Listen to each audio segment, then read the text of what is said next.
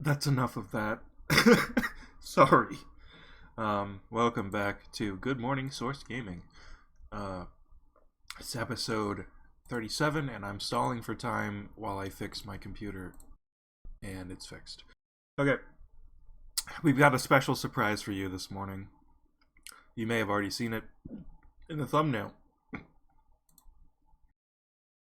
Dun-dun.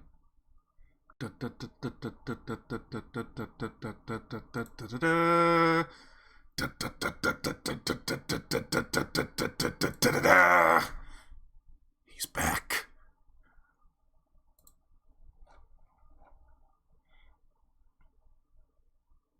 Yeah, we can finally talk about it. Hi. You're on stream now. Hi, gamer. Yeah. Hey, quiet when the guys? stream started this time. I've unleashed turtles from the basement, Nanton. Yes, his brother got into Smash. It's now Turles' time. I The think secret people one like that dropped turtles. off. I just want to let you know that this was an order from Nanten to do this. I'm not responsible solely this time. I'm He's super in. happy that like the only person that's sticking to their guns on their stupid viewpoints about things is Anvil, because he's all like, "Why are people saying that they want people from like Xenoblade or this or this?" He's like, "He's still sword people," and I'm like, "Anvil, like we've discussed this. It's not actually sword people. That's just code for fire." He's got his People his biases ex- and he's stuck to it. Yeah, people were exposed, man. Hi, and welcome to the angriest episode of Source Gaming, where we're furious. We're just slightly perturbed. We're just so angry, and not underwhelmed in the slightest. Yeah, we recorded a discussion yesterday, and I started by saying we brought on Roger's base to get some positivity because we are livid. We're so angry. Yeah. I feel like it's reality is it's more disappointment than anger. I think Right, around but you know this. what's the funny thing is that we had. It's because he wasn't there at the beginning because he's a jerk and he overslept. Because Phantom was actually super excited and he really wanted this character, but he only showed up halfway through the stream. So he missed the reveal. Angry about what? Like, okay, so we had our reveal for our live, reaction to Byleth, and then we got a lot of comments that are all like, "Man, you guys are so salty," and I'm like, I don't think we were. And there was one guy that went super crazy about us not wanting first parties when, like, multiple times in the stream, I know I myself, and I listened to it again, said, "Man, I really would have liked a Xenoblade character. I could have been okay with another Pokemon. You know what would have been really cool? This other first party character." Like, no, and I don't even have any problems with Byleth. I mean, just we've thought it even was said bland. we've said before in previous streams that, like, if there were to be like we wouldn't mind seeing a Nintendo character in the Fighters Pass No. with like Astral Chain or something. I know Matt's about to sigh, but like, yeah, like No, I'm fine. yeah. Actually, there you I'm go. curious, Matt. Would you have rather had an Astral Chain character or Byleth? Yeah, You don't want me to answer that question. you would rather No, have I Byleth. do. I think the unironic answer would be Astral Chain, but like the chaos answer is Byleth, which is what we got because Yeah, like and my- you would have had a good reaction too, because I think you were one of those people that was just laughing the whole time. that is so Bryhard and Right. I, everyone's favorite, the the one that Valve recently called toxic. And before we go on, like, I just want Wow. to state that, like, it's No, super awesome if Byleth was a character you wanted and you got him. Yeah.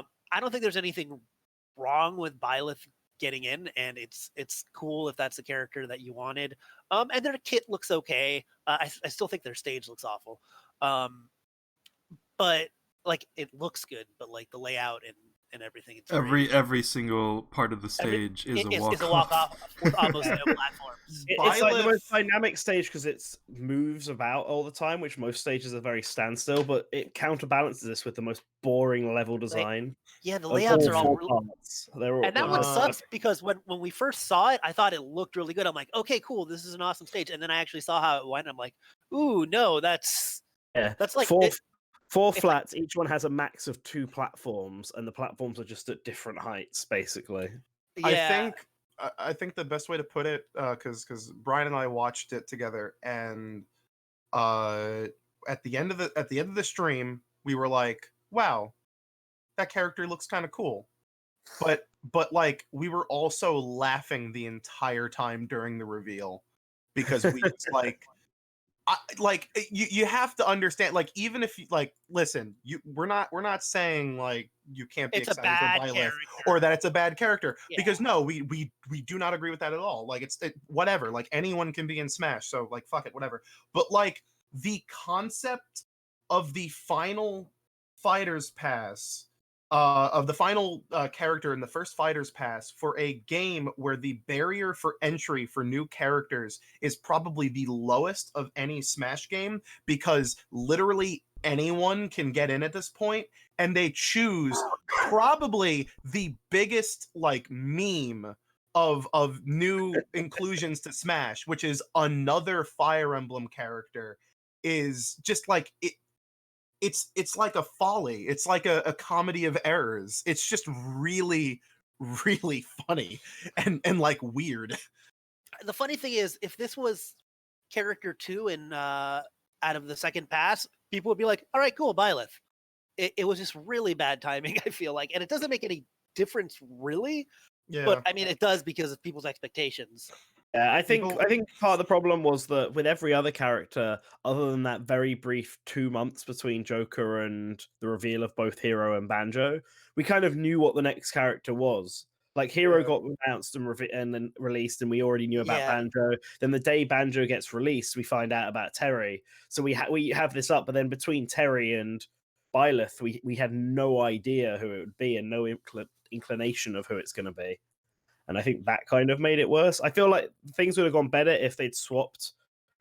If they've had Yeah. Terry go third, Byleth go fourth, and Banjo come last. I think also they made a mistake by doing a history of Fire Emblem segment, because like Yeah, Fire that's Emblem the part that Fire that's the Emblem actual is part that lost me. bigger than ever in the West, and also bigger now in the West than in Japan. Yeah, People know Like- what Fire Yeah, Emblem like I said, is. I re-listened to our thing, and that's when I lost it. Like during the reveal, I'm like, okay, fine, whatever. And I'm like, Jesus, don't tell me about fire. Like, at least if this is an interesting character, get to the character so I can see what it does. Could you imagine if like they had actually gone with an Astral Chain character and they did like the history of Astral Chain, and That it's would have just been like amazing. it's just a recap of the 6 months from when they surprise revealed it at in the Nintendo Direct, and then they released it. I feel like you got to talk. I don't know, maybe more about uh, platinum games or Someone I in think we chat talk about how it mentioned, came to be. That would be someone more in chat interesting. mentioned Sakurai not caring about expectations, and I think like I think that is true though. I think that's not true. I, though. like- I disagree because he Um, several times said, Well, Yeah. it's "Don't not. worry, the character you like." And there's other times, It's even during Terry, he was prepping us for the next reveal. He said, "Listen, it's just how if a character plays good." And then at the beginning of this one, he's all like, "I think a lot of people are gonna be like, wow, that's the character." I think they didn't get the inclination in his voice and what he meant. but I think I think what I mean is that like the last couple of months of like Smash speculation has been Yeah. horrible, It's been really because bad, it's just people setting themselves up for disappointment. Yeah. It's been people going like, oh shit, I know what's gonna TGA's first announcement, Doom Guy is gonna dab, and like yeah. wow, it wasn't. Like, and there was no reason to believe it. I mean, you had people probably the stupidest, like this like genuinely was like making me a little salty, gamers, was people thinking fighter character 5 was going to be Dante or Arl from Puyo Puyo, simply because they had completely unrelated news and releases planned for just so happened to be the same day as as this little like Smash stream. And for some reason, people could not fathom the idea of multiple bits of game news and releasing happening on the same day that have nothing to do with each other at all. I mean, Everything has to the be like day some of- weird hint. The day of So- the direct, I got style switching in Devil May Cry 3, so like I was primed for being a bit happier, no matter if I was disappointed. Well, but everyone knew that was gonna happen because Yeah, I know. they announced that they had Matt Walker on the DMC3 Twitter, and he's like, "Hey guys, guess what? We're gonna be announcing new stuff for Devil love May Cry 3 Yeah. Special Edition for Switch. Here's the dates." And then the DMC Twitter posted the dates. For some reason, people decided to screen cap that tweet without the giant quote retweet that was part of the tweet explaining what those dates were for. Yeah, there And were a lot of also, people style who, switching was leaked on the website because yeah, you could see Capcom's the style incompetent. names, Yeah. and they So, did show it on the website. I know we're gonna have to move on from these things pretty soon, but two things I just want to touch base on before we talk about our games of the decade stuff. Number one is just I think our general views on Byleth now that we've digested it and seen the moveset, stuff like that. And number two, do we think we're gonna get a Nintendo Direct soon? Because they keep doing all of these like little mini. They did one for Pokemon. They did one for Smash. I feel like there's gonna be a standalone one for Animal Crossing soon. Yeah, Like Mm, I know I, some stuff is leaked, but when are we gonna get an actual Direct? Because I we don't know don't think about we're what's gonna going get a general direct until March. no, I'm I think we'll calling it get here. one in I think we'll get one I in think- February. I'm thinking I don't think February. it's going to be March. Yeah. Here's the really boring answer. If it's sooner than later, like it will have no Pokemon, no Smash, no Animal Crossing. Yes, I don't think we're gonna get Smash for a while. If it's later, I don't know. then like expect more stuff. But like a lot of I don't know, because a lot of the announcements, or at least just stuff people have been expecting to be in this direct, has just been thrown out into the ether. It could Like also possibly during the Smash stream, the long rumored Metro Redux for Nintendo Switch was just a announcement on Twitter. Yeah, there's a bunch of third-party games that have been rated, and then on Yeah. top of that, there's a bunch of weird rumors about like a new 2D Metroid game this year, a new Paper Mario this year. Like, I don't know. I feel like we're due for some news because 2020 is bare, my dudes. Yeah, no, it is. I think we will get something. I personally think it will be after Byleth comes out because I do think that they will They would have probably. saved it. Well, no, I feel like they will actually reveal Fighter 6 sooner than everyone seems to think they will. I think it won't come out until May, June time, but I still think that they could very well reveal it at this direct because I feel whatever direct we're going to get coming up is going to be like the only direct we're going to have until E3. They could do Well, a Joker so- where they show nothing of the fighter and just have a And just trailer. do a pass, yeah. But the only reason Like- I kind of disagree with that is because of that tweet that Push translated where Sakurai specifically said, hey, sorry, it'll be a while before the reveal because we just started. Because I feel like he doesn't do warnings unless, like, it's not like a trick. He only does warnings when there's actually, like, something to warn about, like, hey, don't expect too many new fighters. Someone mentioned though that like there's a possibility the timeline is off because they recorded the stream in November, but like But that tweet was The tweet now. was That now. yeah, and they also like, but the thing is they also plan these things ahead. So I'm sure like Sakurai was just stating what like their project schedule for January, February was in this, little, close knit Yeah. thing. Yeah. Suppose we'll just have to see when it's. Yeah. I feel when it like comes if out. we do get a general direct before an Animal Crossing direct, like 10 minutes or more will be dedicated to just Animal Crossing. That's what I'm thinking they'll do, as opposed to a general Animal Crossing one. I mean, Smash's direct is just the same usual live stream stuff they had been doing, and Pokemon always does its own stuff. So Yeah. those two having their own directs makes sense. And I mean, it does make Animal Crossing, if there's a lot to talk about, can make sense to have its own thing in like the beginning of March or whatever. But if they're Yeah. also going to be doing a general direct at that same time, they may just throw it in the middle. I also 10 minutes don't Animal think Crossing. though that 2020 is bare for releases from Nintendo because we have a bunch of stuff announced. We just don't have like Dates? release schedules for them That's at true, all. but we usually have a direct at the beginning of the year that kind of at least Yeah. outlines the year, which we still haven't gotten. Yeah. Isn't that Mystery Dungeon remake coming out like In February, in yes. May? Oh, in February. March. Oh my god. No, but No, it comes out in March? March. No, Like, It comes we out don't in know. March? it Oh is, yeah, the early very March. first Early week of March. March. Yeah. Early Animal March. Crossing does need a whole direct. I mean, I don't know if it needs one, but it's the sort of game that has one. Pokemon Mystery Dungeon got announced, and then every other game in March was like, "Oh fuck, I'm out of here." It's okay because people like Animal Crossing and people have different tastes in video games. So Yeah. like it can have as many minutes in the direct as it wants to. It's really not that big a deal. But in terms of games that are coming this year, the only ones directly from Nintendo that aren't released yet, so obviously Brain Training and Tokyo Mirage Sessions are out. It's Pokemon Mystery Dungeon, Animal Crossing New Horizons, both of which are in March. Then Xenoblade Chronicles Definitive Edition, which I'm Which going we're to getting assume rumors is that like it's- May. I I'm assuming presume May. it's in Yeah. December. I would assume it'd be in Definitely. December too, but apparently there's rumors that it might come out in like May or June. I I think it was. see. I think it was always going to be their May game, in the same Hmm. vein as something like Splatoon was back in Well, 2016, and in Mario the Kart 8 general- was back in. In the general gaming sphere, February, March, April are just packed. They're so packed. Oh yeah. Yeah. I think but then after Xenoblade, the only other Nintendo made one that we know for sure is this year are the two Famicom Detective Club remakes, which aren't Those even are only in Japan. like which is at the moment in Japan only. I mean, there's technically Bravely Default 2, which is being published by Nintendo, but they're not obviously making it. They're just publishing it outside of Japan. So And I then forgot that and then game you have- was even announced. And then you have stuff like No More Heroes 3 and Deadly Yeah. Premonition 2, which are just yeah, somewhere. No More Heroes Somewhere 3 this year. is probably going to be the same situation as Travis Strikes Again, where Nintendo doesn't really have a financial stake in it, but they end up just like distributing the physical copies anyway.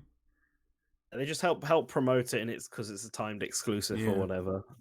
And then and I mean, technically, I guess there's Bayonetta 3 and Breath of the Wild 2, but it's whether or not we think those are coming out this year or And not. Shin Megami Tensei 5. Shin Megami Tensei 5. Metroid Prime 4 has is- a chance, you guys. It can come out Shin- this year. we happening. passed the 3-year anniversary of Shin Megami Tensei 5 being announced. It's been a while. The formal announcement or the tease announcement? The tease announcement. The Okay. formal announcement was in like September. Yeah. I mean, I'm actually slight tangent from this list. I actually do think Nintendo might really be trying to push to get Breath of the Wild 2 out this year. That's what Like, that's a what rumor everyone's saying. favorite leaker has been saying. I mean, because just following off from those rumors and stuff about games like Super Mario 3D World port and all that, I feel like God. with Nintendo's timing, they would probably want to get the sequel to Breath of the Wild or the sequel to Mario Odyssey out this year. But I don't think they would do an Odyssey sequel this year if they're already going to do a 3D World port and a Paper Mario game and potentially even another Mario spin-off game. Whereas Another Zelda, Metroid. whereas Zelda, which they want to try and make it an annual series, and have I been must doing be- so for the last however I must many be years, the only has nothing one. so far. I must be the only one who's like kind of sick of Wii U ports. Oh no, Yes. I mean, I mean, it comes from the place that I own a Wii U and I already have like all of these games, so I have no interest in buying them a second time. I mean, unless I it's- get that, but there's the install base is so much bigger that bring them over. It just makes Yeah, but there's I- a lot of instances where I feel like if they want to bring a Wii U title over, I'd much rather them do a new installment in said style it than depends. Because Mario 3D World is a game that it's a unique standalone Mario game that of course bring it over. I also think the Galaxy games, sure, bring them over because those are fun games to replay. And then something like Xenoblade Chronicles X, I've never gone through, and I do have my Wii U set up in a different room, but I'd rather play it on the Switch for a couple reasons. One, just I like playing JRPGs on a portable system. Two, it was Monolith Soft's first HD game, and it had a lot of problems. Like the text was super small always, and I feel like there's a lot of things that could be improved. If I feel like there's things that could be tweaked and made better, then bring it over. If it's a game that has a lot of replayability, sure, bring it over. If it's a game that nobody played and you wanted to have more sales, then Bring it over. I think Yeah. like my logic for Wii U ports has been if it's like they don't have to change anything at all, like like Donkey Kong Tropical Freeze or Like New Super Mario Brothers U was- like yeah. totally fine because like it's like a 1-to-1 port at that point, Bayonetta 1 and 2, like perfectly fine. If it's something that could be easily adapted to the Switch and maybe even improved on a little bit, like Pokken DX or Tokyo Mirage Sessions, like perfect, there you go. But like, I don't know, I kind of don't like how Captain Toad was brought over to the Switch because like it was not meant for the one screen experience. And in the case of like even some more niche releases, like man, I know I meme on this a lot, but like Fatal Frame 5, like it'd be really cool to see that game get a re-release like and polished up because it's like super jank. But at the same time, I'd also would much rather them just make a 6th game instead of trying to have to readapt an older title to a newer platform. There's some like Wonderful agree with 101 Colin is on weird that. because Wonderful 101 would be really difficult to adapt. Yeah. But also, I it's don't not- think it would personally because I never really played it using the touchscreen anyway. I Wonderful only ever played it with the 101 right wouldn't be analog hard to adapt anymore. You can use a Pro Controller. There's already a button inbuilt to switch the screens on the TV. well, and okay. there's only like a minute amount of sections that actually need you to look at the touchscreen. And Yeah. those are like gimmick sections, like going inside a building, which they could easily just like make the building transparent on the main screen. Like so you there can are see it. I feel like the only games that really should have got ports are the ones that could have used a vast improvement or the ones that needed a little bit more sale. Tokyo Mirage Sessions was the big one for me, but I don't really feel like... I've never felt like 3D World or Pikmin 3 needed to be ported at all. But the thing Yeah. is, those like I'm fine with those getting ported just because I don't think it's going to stop them from making new entries in the game. It'll be nice to have them, and I would not only Pikmin 3. I don't think Pikmin 3 should be ported. I think they should straight up do a Pikmin trilogy. It'd be really nice to have all 3 of them in one place. Yeah, I think I would rather have ports of pre-Wii U games. Like you said, Mario Punch-Out! Galaxy. I would rather have a Mario Galaxy 1 and 2 It's a shame that HD Punch-Out has not had a than release 3D since. World. Yeah, like Punch-Out But- hasn't had a release since Little Mac has been in Smash, which is something that raised his profile a lot, and that's crazy. Yeah, like there are certain games like Wii and GameCube specifically that I feel would much rather benefit from a port than Well, Wii if you U look at games. Wii U, if you look at Wii U exclusives now, there aren't a lot that make sense. We're literally almost done. Like, to be Yeah. honest with you, like some of them are ports themselves. Like I would like a Pikmin collection. I'd love Zelda, Twilight Princess, and Wind Waker HD in one I think package. both of those are coming. The fact that we haven't heard about them and they're not also rumored is another reason why I feel like they might be priming for Breath of the Wild 2 this year. Because I feel like those two are really easy ones to bring over just to get your Zelda game of the year. I think they And might. then I think Color um, Splash would be okay. Like I'd want a new Paper Mario, but I wouldn't mind having Color Splash would available. be a disaster if they brought it over. The game has Color just Splash left is- bad blood in the community. Yeah, Color Splash is a weird one because while it didn't sell well, so it seemed like it should be primed for it. It didn't sell well because like it's just not. Nobody good. wanted it. I mean, it's fun. I enjoyed it, but it's got big flaws that would Yeah. require basically rewriting the whole course And gameplay system. Of that game. it's got so much like it's- Wii U integration that I've like it's never not played worth it. the trouble. Yeah, Okay, I've yeah. never At that played point, you may as well make a new Paper Mario game, which Yeah. sounds like what they're doing. They're so. doing, yeah. So, but just looking at games that haven't been re-released, I think Xenoblade Chronicles X should get ported. I think It's a shame it won't, because Monolith was like, yeah, we'd have to remake the game, which Yeah. okay, buds, all right. I assume They that's just made a true sequel because of at the that Wii point. U integration.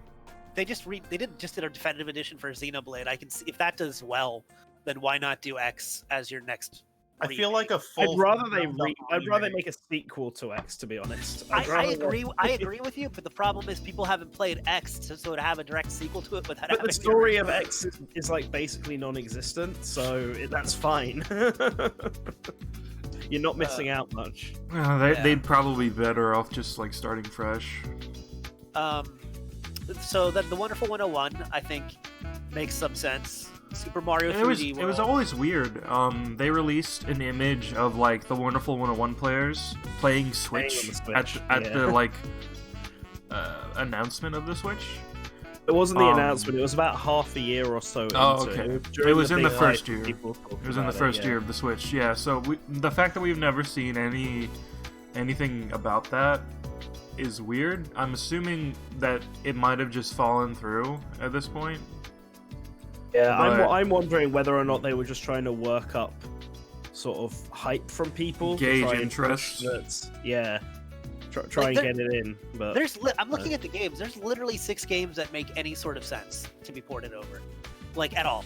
Like, not saying they will or that we can't argue against them, but literally it's just Xenoblade X, Wonderful 101, Super Mario 3D World, Pikmin 3, and the 2 HD Zeldas. That's it. Because nothing like you can't do like Kirby and the Rainbow Curse or Star Fox Zero or like those games are it. Star Fox Zero is a weird one because that's one I kind of feel should be ported and altered because I think it make could a new Star Fox make it a better game.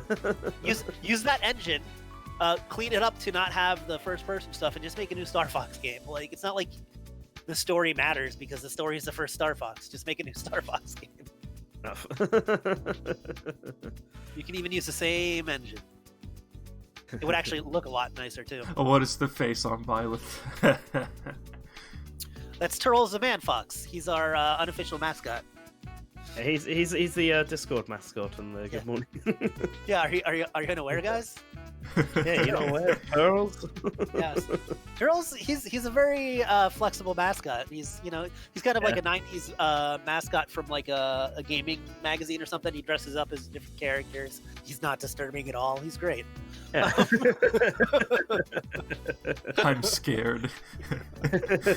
I think Breath of the Wild 2 could be this year. It's been 3 years since Breath of the Wild 1, and they're doing something like unprecedented for Breath of the Wild 2, where they're not making a whole new scenario or a whole new world. So there's like less of a chance that it'll take the same 5 years as the normal Zelda game. I'd assume it used the same engine as Breath of the Wild. I would assume it's the same engine as Breath of the Wild, with tweaks to make it run better, because they can actually do those now. And being the same Link and Zelda set in the same period, all the NPCs can also technically just be the same. Yeah, they can literally just use the same NPCs. They don't even have to rewrite them like they did with Majora's Mask.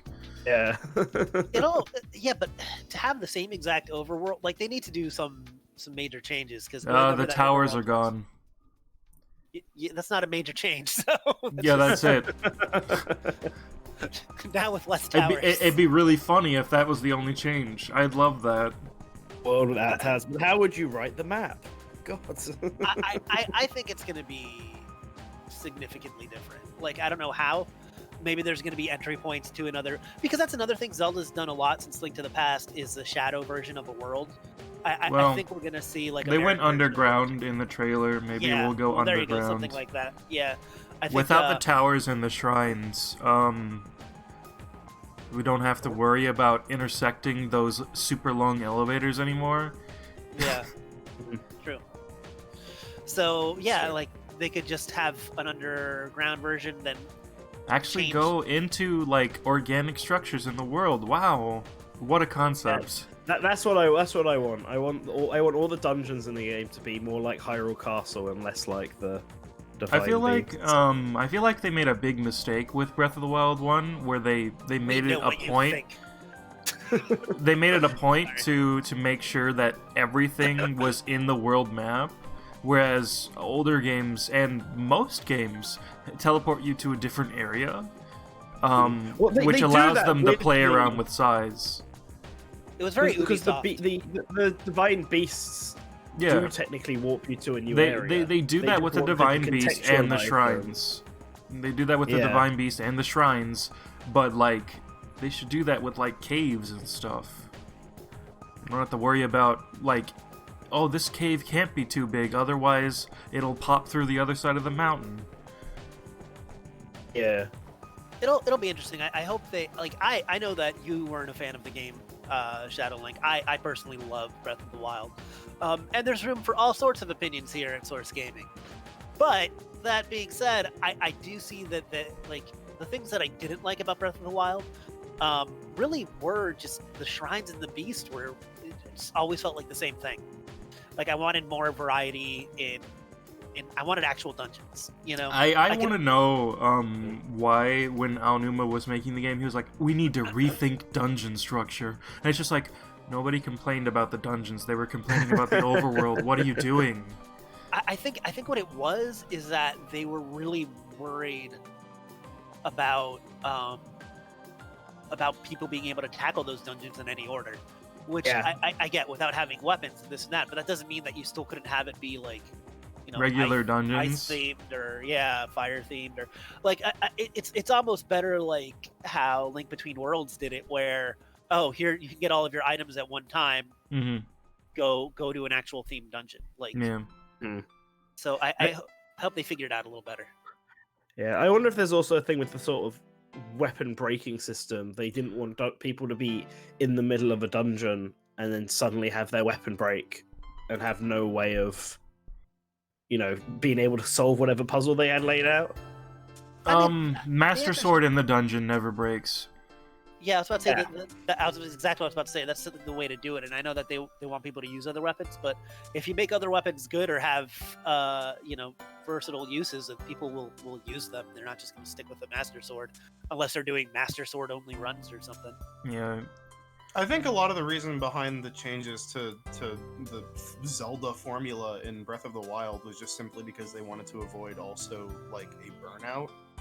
Because I feel like a lot of people, especially folks I know, when Skyward Sword came out, I mean, Skyward Sword has its problems, but I feel like also a lot of people were like, "Oh, look, it's another game with the Ocarina formula." Yeah, which felt antiquated at the time. I'm not gonna lie, I never played Skyward Sword. I like Twilight Princess a lot. I was just like, I just don't feel like playing that again. Skyward Sword's an interesting one because if they remake it, I'm not quite sure if I would replay it. Like I had no problem so much with the control scheme of Skyward Sword, but it is a very straightforward linear game with very little side content to do. And unless they like do some dramatic improvements to the game, I'm not sure if I'd be motivated to go back and replay it like I was with Twilight Princess and Wind Waker. I really like Twilight Princess. I know a lot of people have. I love Twilight Princess, especially when that game came out. A lot of people shit on it a lot. But I've always liked Twilight Princess. I thought it was, it felt like them just trying to refine what they did in Ocarina, and that's fine. You know, maybe the color palette was a little too dark, and this and that. The Wolflink stuff wasn't necessarily the best, but I think it was a really good game. It's no Wind Waker, but you know, what are you gonna do? Should we just we've kind of done this in the wrong order, but considering we're already talking about 2020 games, do we just want to continue down that trend before doing the games of the decade then? That makes sense. It's in reverse, yeah. Yeah, I do want to get like kind of our opinions on what we've seen of Byleth, because I think people want that, but we can do that at the end if you want. I don't know. I mean, it's to quickly go back to Byleth. Okay. I was disappointed in them included, and my logic behind that is, at this point with Smash, I would much rather see them have new series, either Nintendo or not, and have them represented than than the same one again. Right, they get a different aesthetic, different music, like a different feel. Yeah. I'm a bit to tolerate from existing series would either be Xenoblade, just because I've always been saying it, or a really big fan request. Something like Dixie Kong or Bandana D, or I guess Rex. I mean, Rex fits both of them, but I wasn't expecting Rex ever. So yeah, but I feel like ARMS also like I know it's not like there's reasons for it. It's not being pushed anymore. It's an older game, and it was a successful game. Don't get me wrong, but it wasn't Splatoon. But I feel like adding that world would have added a lot of like really cool different sounding music and different looking stages and different, you know. Like I would be fine with Springman because again, it's bringing, even though Springman's technically already in the game as a Mii costume and assist trophy, it is a new world of fighters, and that was my thoughts on it. Like, I'd much rather them going forward with Fighter Pass 2, even if they want to do a Nintendo promotional character again, do a different world and a new series. Like, give us a Ring Fit Adventure if they're going to do anything. Yeah, because my issue with Fire Emblem has never been the swords. Like, honestly, Corrin barely uses their sword. I think Corrin uses their sword less than Byleth, actually, if you do a breakdown. I mean, I'd have the same issue I have with Byleth if they added like a new Pokemon. I'd have the exact same issue. Mario, kind of. It really depends on who they add from Mario. If they added Waluigi, I'd be disappointed, but I know a lot of people want him, so fine. If they added Geno, then I'd be fine with it, because even if it's not mine, it's or character loads of people want it. What if it was Captain Toad on a Captain Toad stage? This is why Mario one's a weird one. I would like Mario characters, but I think it's only because it's the Mario prestige. Yeah, I'm willing to accept them having loads as like in Sonic and Sega All Stars, where it's like half the cast is Sonic. Yeah, and I'm willing to accept that. The way I feel about it is, it's not just Fire Emblem. It's honestly, this is gonna sound weird, but it's kind of that medieval European fantasy JRPG, like knights and wizards and stuff. Like, because then when you see a Fire Emblem stage, it looks like, you know, like a bunch of like a Zelda stage or Dragon's Quest or different. Like, I want a different aesthetic. Yeah, like give me. Well, Final Fantasy is actually okay because a lot of it's steampunk or sci-fi. So give me like steampunk or give me sci-fi. Or they should have used the dubstep area from Fire Emblem Three Houses. Dude, you know what? You know what's funny? You give us something from the what's it called? The Fire Emblem, the Shin Megami Tensei thing that just came out. Tokyo Mirage Sessions. Yeah, Tokyo Mirage Sessions would have been like really weird looking and different. Aesthetically different. I think they want to avoid like making real world areas, but there's also those Mirage areas. Yes. Yeah. But they just do Tiki's ruin area, I suppose. Yeah. That being said, Byleth as a character, Byleth at least is from a really good game that people like, that sold well and really well received. And the character itself looks interesting. I don't have any problem with it. I don't think it's going to be a character I like too much. And I mean that like from a moveset perspective, because it kind of seems like Big Move the character. Everything's a huge commitment. But like, you know, that Weapon Master type of character is something we don't really have. And the moves look unique enough. But, you know, overall, yeah, I'm like, it's more like, it's okay, I'm happy for the fans, but let's see what's next, was basically my response. Yeah, I don't want to judge the moveset until I've played it. I think it's more unique than people really give it credit for, and I can see what, like, Sakurai's core concept behind the moveset is, and people, like, try to ignore that because they just want to justify Byleth being another Fire Emblem character, another sword user. With a bow. But at the same time, like, yeah, it doesn't look like it's going to be amazing to play. But then again, like, I feel the same about Banjo. I don't think Banjo's that fun to play. I agree, and I know a lot of bones. Yeah, like, I don't know. With so many characters, you want something that stands out a little bit more. And I think that's it too. Is that even though you use a lot of weapons, like, okay, functionally, everything that they do with the axe, like all of the down moves, you could totally still do those with a sword. It just looks like an axe. There's no, you know, like, like you could do a big swing. It's literally Hatchet Man. You could the down smash looks just like Roy's down smash, except heavier. Like you go from one side to another. I'm like, yeah, I mean, I get it's an axe, but you know, functionally, it's different. Yeah, that's why I've always been like apprehensive about people asking for axes, because like they would just act like Ike's sword, Cloud's sword, and Ganondorf's sword. Yeah, even the spear moves have more reach, but like doing a giant upward slash or a circular slash, you can do that with a sword.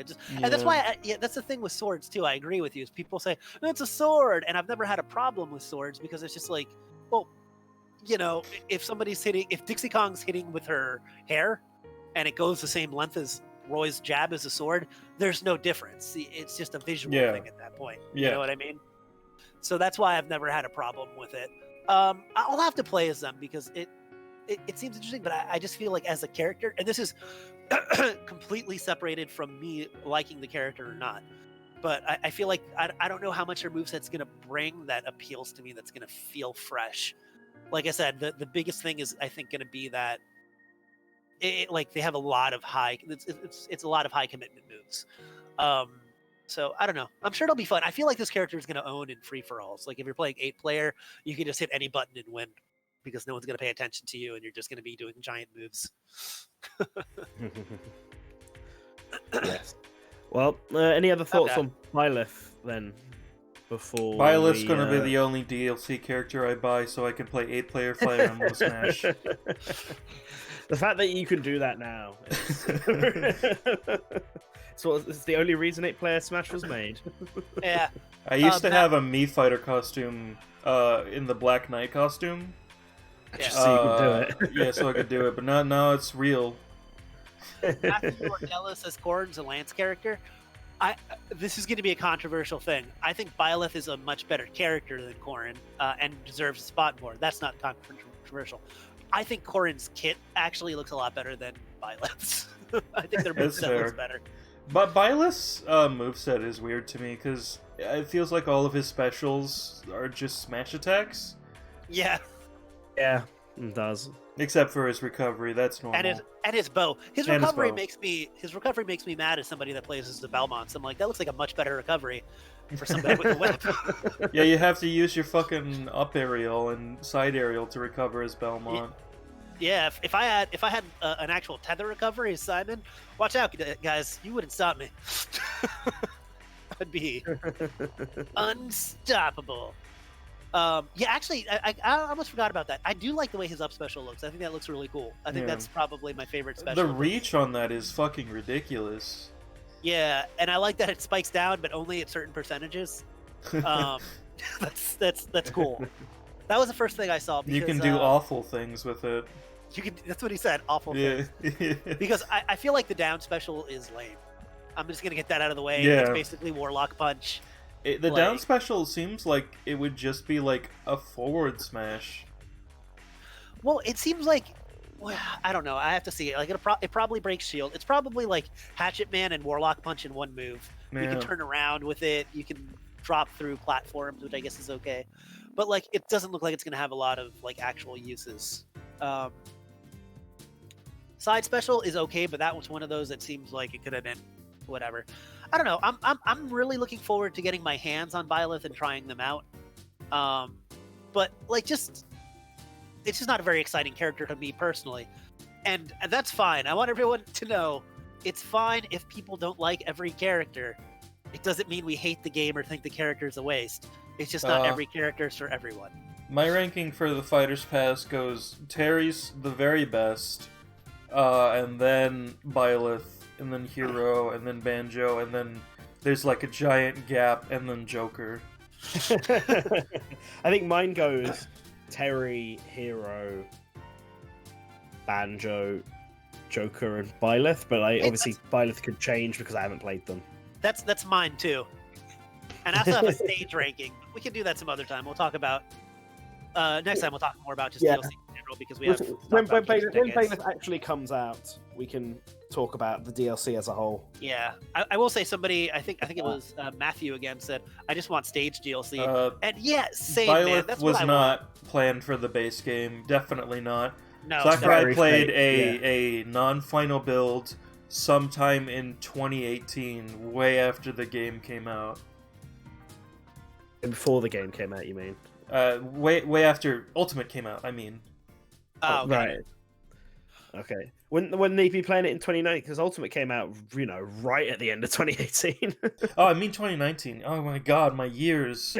You're It all over the place. doesn't feel like it's 2020 right now. I still have the mindset that it's 2019 and We're just in everything last year was 2019.1. 2018. 19.1. Well, why don't we talk about the games and stuff we might see in 2019.1? With, Like I said, the Nintendo games that were already confirmed for this year. Do we want to start by talking about this rumor, or is there anything else we'd rather talk about for 2020 first? I think we should talk about like real I'm video really games. excited for No More Heroes 3. That's it. and Devil May Cry 3 on the Switch. We can at the end, I guess, bring up the rumored games and be like what we would think if they were real. Yeah. I suppose for this year, I know Doom Eternal's the big game for me, but I actually have I have a fantasy critic that me and my friends are running for the video game fantasy critic. I don't know. Oh, yeah, you've mentioned this before. Yeah, you take bets on the Metacritic score. It's like fantasy football, but what you do is you all pick a team of games that will kind of come out over the next year. And do you draft them? Yeah, they're all drafted, so we've all got our games. They're all different as well. No one can share the same game. And then if the game gets over 70 on OpenCritic, you get points, and if it gets under 70, you lose points. And there are also counter picks and all sorts that you can go ahead on. And you've got like 5 spaces, or we've got 5 on ours, for games that are going to be announced throughout the years, and we can make bets on trying to win them over others. So we've all got like $100 fake to bet on games that we want when they get announced later this year. So just for reference of the games I've got on my draft for this year, I've got Doom Eternal, Digimon Survive, Shovel Knight Dig, Grand Blue Fantasy Versus, Persona 5 Scramble, Fogs, Amori, and a game called Coffee Talk, which is like a very small. The last 3 are probably small indie games. Ooh. Oh, you're hoping for the Japan scores of Persona 5 Scramble to be good? Because I don't think that game's coming out in the West until next year. Really? Listen, yeah. I feel like really. I thought it was confirmed for this No, year. it's not been confirmed yet. Listen, Last of Us 2 could be the worst game ever It's made. like a localization's not even been confirmed yet. But I can't wait to hear Spazzy finish his thought there, because Naughty Dog Prestige is going to give it a 96 on Metacritic, no matter how terrible. Oh yeah. That's what I was gonna say. I'm not saying it won't be a bad game. That's gonna be really fun. Is when Last of Us 2 gets like a really high Metascore, but it still rates lower than like Breath of the Wild.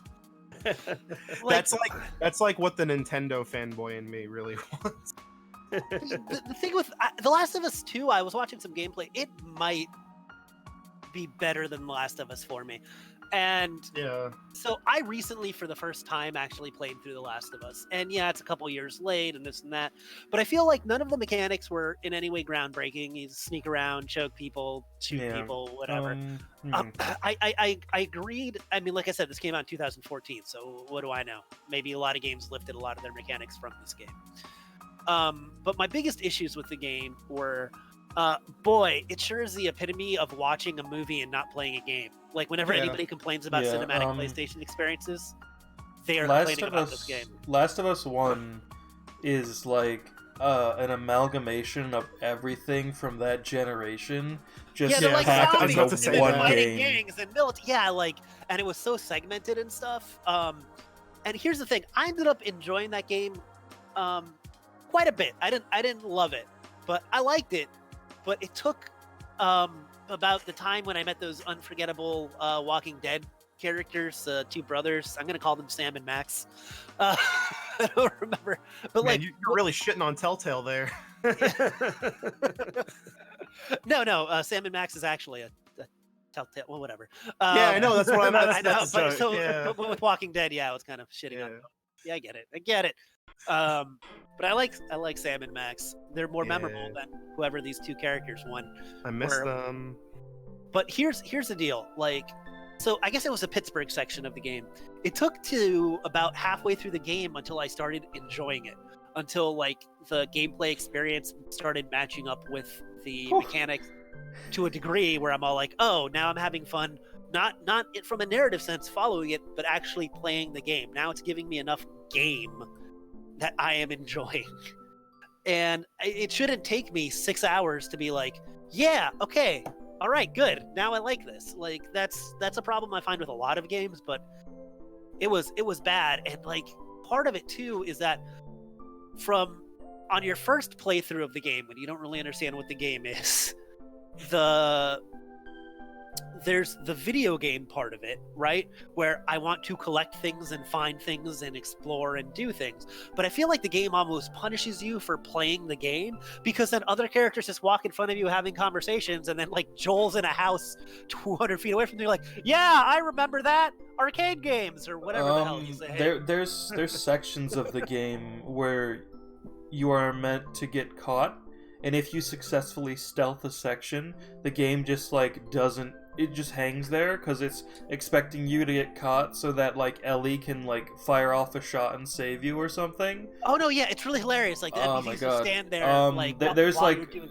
I remember there's one section where there's a sniper in a building, and you can see the barrel of his gun, and you can see the window where he's perched. But you cannot shoot him. You have to walk all the way around and break into his room through the back so you can have a QTE knife fight with him. Right, and you know what the worst part about that is, by the way? Yeah. That was the other thing I was about to bring up, is that the game punishes you for staying too long in one place, but if you don't actually do that and you proceed with the game, you miss out on stuff because it doesn't tell you. Like about 70% of the time after you clear an area, you can go back and like explore and find things and get upgrades to your guns and things that actually matter, you know, from a gameplay perspective. But then that is at the end of the Pittsburgh section, where you're in the suburbs and there's a guy with a Hummer and the sniper rifle. Like that section, if you go up and kill that guy, you can no longer explore all of the houses. So you miss out on everything. So I'm like, screw it. I'll just go back after, so I'm not being shot at by an asshole. And then I'm like, whoop, nope, there. I hope I didn't miss anything important. And the game does that to you constantly because it doesn't. There's no real indication of the right way to go or when you're going to be locked out of an area. I dislike overly scripted games like The Last of Us because it feels like they don't trust the player. They want them to do exactly what they want them to do, and any sort of freedom is like by pure happenstance. Yeah, I mean, and I feel like it works more, even though it's not as bad, in something like Uncharted, because it's supposed to be like a fast-paced adventure game.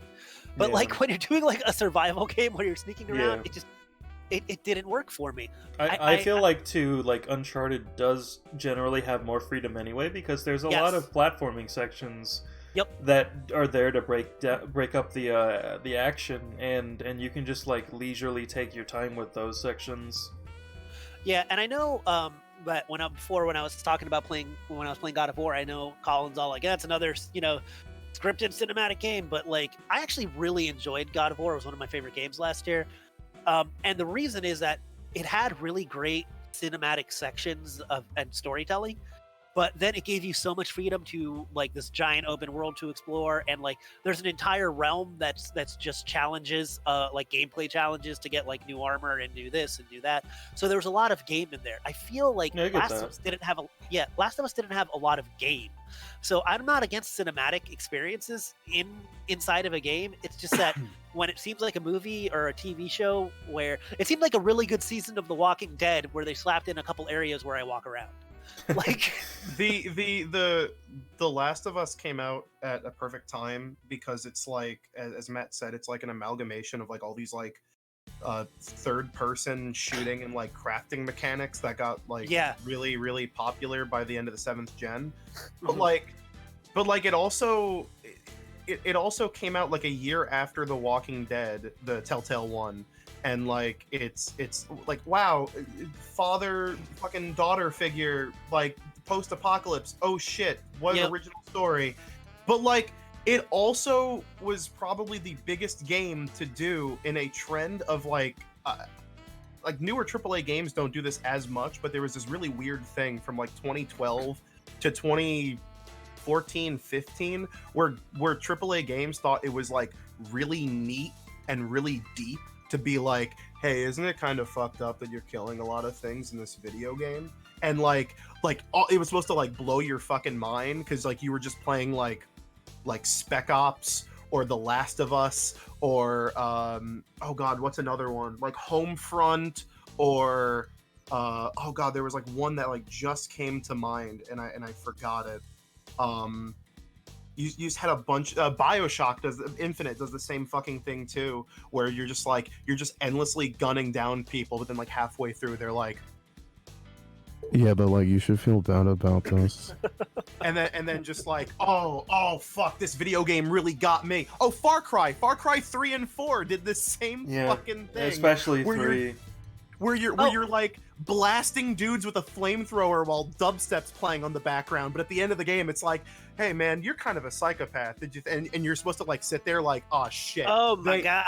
They really got me there. How am I supposed to recover from that? I just bought Far Cry Primal, by the way, for $2, so I hope that's worth the $2. I hate how that's the only Far Cry game without a multiplayer component.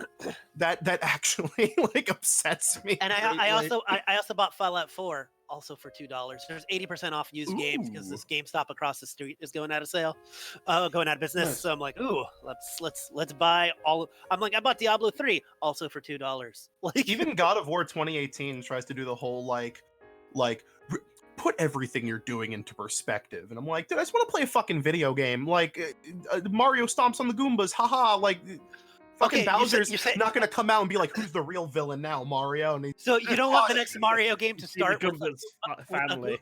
With a Goomba widow coming and being all like, you're a the next Mario game. He wasn't even doing anything. He was just walking side to side. The next Mario game is gonna have a section where Mario fires like white phosphorus on Goombas, and you have to stare at the victims really sad. We need a section of the next Mario game. I'm doing an epic callback to a channel that I really like. Find the Computer Room. We need a Mario game to be just like Sonic 06, where there's a scene where Waluigi considers killing Yoshi, and it's just like, to kill someone to save the world. Is that really the right thing to do? That's why the best Far Cry game of last generation was by far Blood Dragon, because that game knew what the hell it was.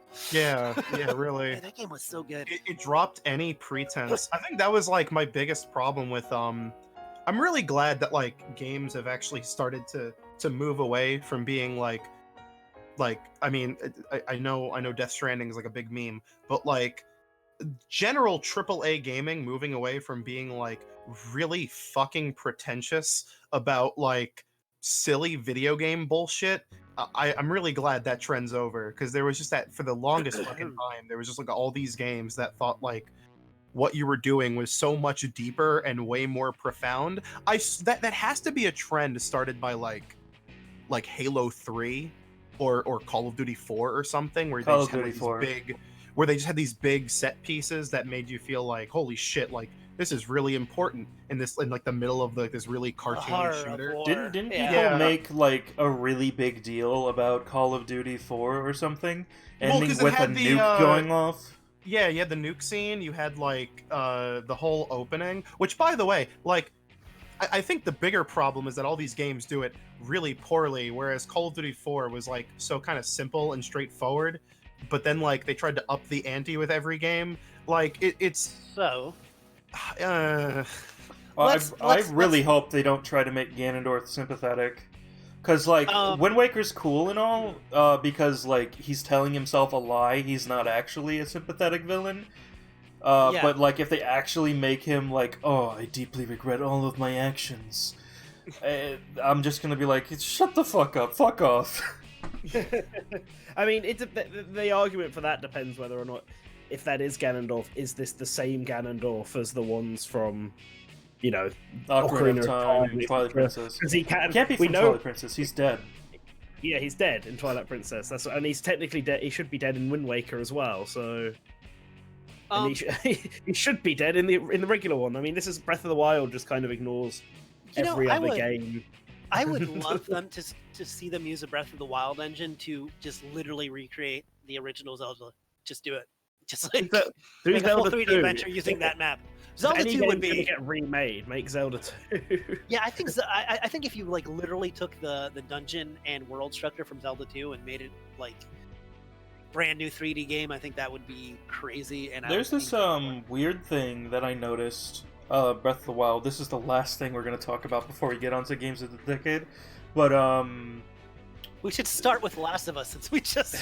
I didn't even talk about any We, games I'm looking forward I'm gonna say, This year. Okay. neither okay. did I. There to. was. Spazzy just immediately went into talking about The Last of Us. Well, I was gonna tie it into the new game, but. Oh shit. Fuck it. Everybody's heard me complain about Breath of the Wild enough. I don't fucking care anymore. Go. Let's talk about something else that me and Colin are excited about. Doom Eternal. Yeah. I'm awesome. What? I'm gonna not be- excited about Doom Eternal. No. Screw you. Doom Eternal is really fun. I played it on PC at EGX, and it was definitely the best game I played the whole weekend. So I'm really looking forward to the new one. And it's a bright pain in the ass. It comes out the same day as Animal Crossing does. Although they might make good contrasts to each other, like beat the shit out of demons non-stop for a few hours, and then a nice relaxed village. Look around my town and get some new animals involved. They feel like good contrasts. I'm looking forward to both of those games. Doom I just- 2016 is really, really good. Yeah, it really is. I can't wait.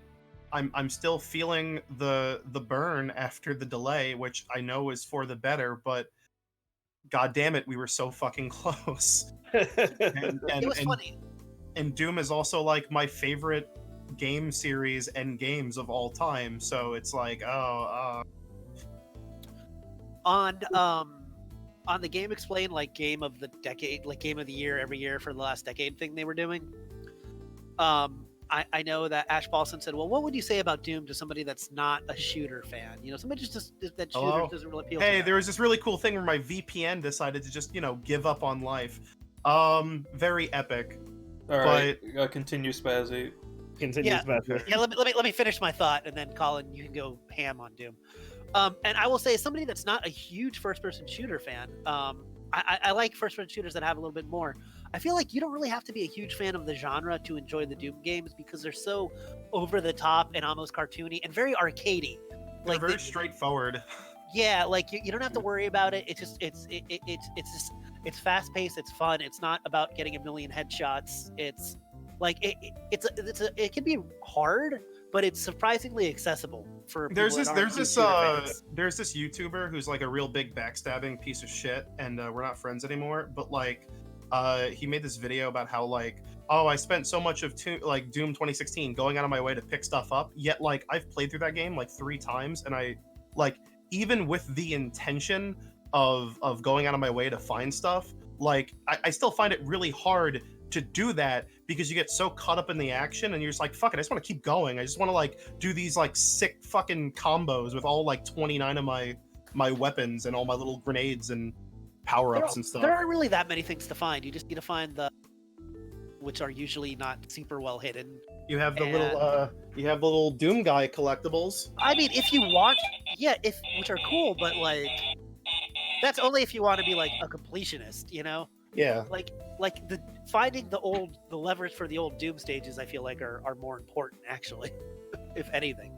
Yeah, no, those are great, but they're also like harder than the original game because like the Doom 2016 equivalent of the zombie men are like way more accurate and like way more spongy than the original zombie men. Right, and you get like the original gun, which isn't as good as the original gun in Doom. Yeah. And a shotgun with a couple shells, and it's like, yeah, this isn't gonna work. It was tough. Yeah, I guess is it the first stage from Doom 2 where That's there's the that first one room? you find. Yeah. Oh yeah, Yeah. that room. Yeah, that room. That in the original Doom 2 is like the easiest room on the planet, but in Doom 2016, it's like, all right, I gotta try this again. Yeah, like how am I gonna plan to go through? There's 4 guys and they do not miss. I can't believe they turned hallway into the hardest Doom level. Yeah, it was pretty. Oh god, hilarious. imagine if they like redid. Have you ever played the Plutonia experiment? I own it. I don't know if I've really played it much. The only Kids, old if you Doom I have- really played through was If Doom. you have the new Doom ports Vanilla. on Switch, download Plutonia. It's a free download. Also Sigil. Also No Rest for the Living. They're all good. Those Doom ports are like fantastic now. Jesus Christ. But Yeah, oh god, something like Plutonia levels where there's just like 3 arc vials and like 4 revenants at like every corner. That in 2016's engine would be fucking ridiculous. Yeah, but I think, I mean, I like the story of Doom isn't, you know, super super deep, but it is super fun and interesting. Yeah, And I'm looking forward to like everything in Doom Eternal. it's what Well, it's what a Doom story should be. I mean, like like yeah, there's like moments where like the game just kind of halts because Olivia or Hayden have something to say, but at least it's not like Doom 3 where you just had like 5 minutes of like military jargon where it's like, Green, you gotta go to the Mars City underground lucrative base and you gotta go to security and you gotta get the machine pistol, and you're like, please stop. I think one of my favorite things about those scenes actually is that like Doom guy is also, you can tell, always pissed off about having to wait and listen to somebody talk. Yeah. Um, Which is a nice touch. I don't know. Do you guys have anything else to say about it? Because I'm very excited. It's one of my It's top. gonna games. be really fun. I can't wait to play it on my PC and while wearing the Doom helmet from the collector's edition, and then playing it again 6 to 8 months later when they inevitably release the delayed Switch port 30 FPS. Yeah, there's some rumor going around right now that it's going to be for the Switch Plus, and I'm like, yeah, okay, guys. No, Oh, sure. oh, No. boy. Yeah, Uh, really quick, because I was just ranting about Last of Us. What do you guys think of Last of Us 2? Is anybody actually looking literally forward to it? don't care. No. I don't Like, have I mean, a PS4. I'm like you. I played The Last of Us and I thought it was an overrated piece of shit.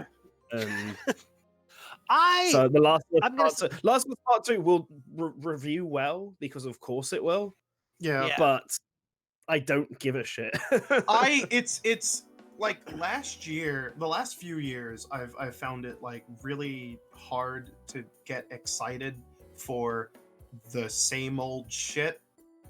And I mean, yeah, I know I was just like, hey guys, Doom 5 is gonna be fantastic, but like, I don't know, this like, The Last of Us 2 looks like it's gonna be no fucking different than like any other game that released in like 2012, 2013, 2014, 2015. And in a space nowadays when like even Nintendo is trying to mix up how they present their own franchises, and we have stuff like VR, and we just have like all of these other big games that even if they're trying to be retro throwbacks, they're still like including brand new mechanics to try to revitalize all these things. Like trying to get excited for a cinematic third-person action game, no. I can't. I'm gonna come off as surprising here after trashing on the game, but I'm somewhat looking forward to it because I like the character of Ellie actually more than Joel, and she's the focus. And like I'd have to see not how it reviews, but how people I actually know think about it. Because if they're gonna give me more game and it's not gonna be quite as linear, I might enjoy it. But if it's literally gonna be the same, we've come a long way since 2014. If they're gonna keep most of those same tropes in, I don't think I'm gonna like it. So it's not a game that it's not one of my most anticipated games, but it's a game that I may eventually play, and I guess I'm looking forward to what it might be, if that makes sense, you know? Yeah, I just, after playing something like Boneworks, I don't know how anyone can be excited for another fucking slow third-person shooter with crafting mechanics. I just like god damn it. Yeah. I mean, once again, trust me, I get it. You heard me kind of go off on that. The crafting mechanics are also whatever. Tired. Yeah. So Hey, you guys So, want to hear a hot if take? we- I think The Evil Within is The Last of Us, but done better, because at least I was like thoroughly entertained while playing The Evil Within. I've never not played played Evil it. Within. And it's Yeah, neither have I. it's also a horror third-person shooter with crafting mechanics. It's But what's weird about The Last of Us is that half the time it's not even a horror shooter. Half the time it's like you're fighting gangsters. it's emotions. Yeah. Yeah, it's like everything that was popular at the time. So I don't know, Mhm. but like I'm not going to completely write it off, I guess is all I'm saying. So we talked about Doom, we talked about Last of Us. Two games are obviously delayed. Did we and talk about Let's talk about Monster? the one that I'm less interested in of these two, which is Cyberpunk 2077. I Which am just got super psyched. the spiciest delay ever. Yeah, I mean, the dark side of me really wants it to be delayed until 2021. Like, especially because it's my mate's like most top pick for his fantasy critic, and he'll get nothing if it gets delayed. Yeah. But I mean, that I game was like- announced how long ago? Like a year ago. It wasn't Yeah, that long. It's a year it, ago. No, it hasn't- hasn't been announced for. there was- 2077 been announced for a while. No, that's when it There was we like, go. that's when it was reshown. But it was initially announced. Just somewhere okay. else. Hang on. I'll I just look this wanna up. I wanna address something in chat. Just listen to them talking about non-Nintendo things. I'm sorry. The only thing we've shit on is The Last of Us. We just spent like 9 minutes gushing about how Doom is like the best thing ever. So please, And Doom's going to be much better, and I think most of Yeah. us will probably buy it on not Nintendo platforms. I'm sorry that Sony's flagship exclusive is the most boring fucking one of their lineup.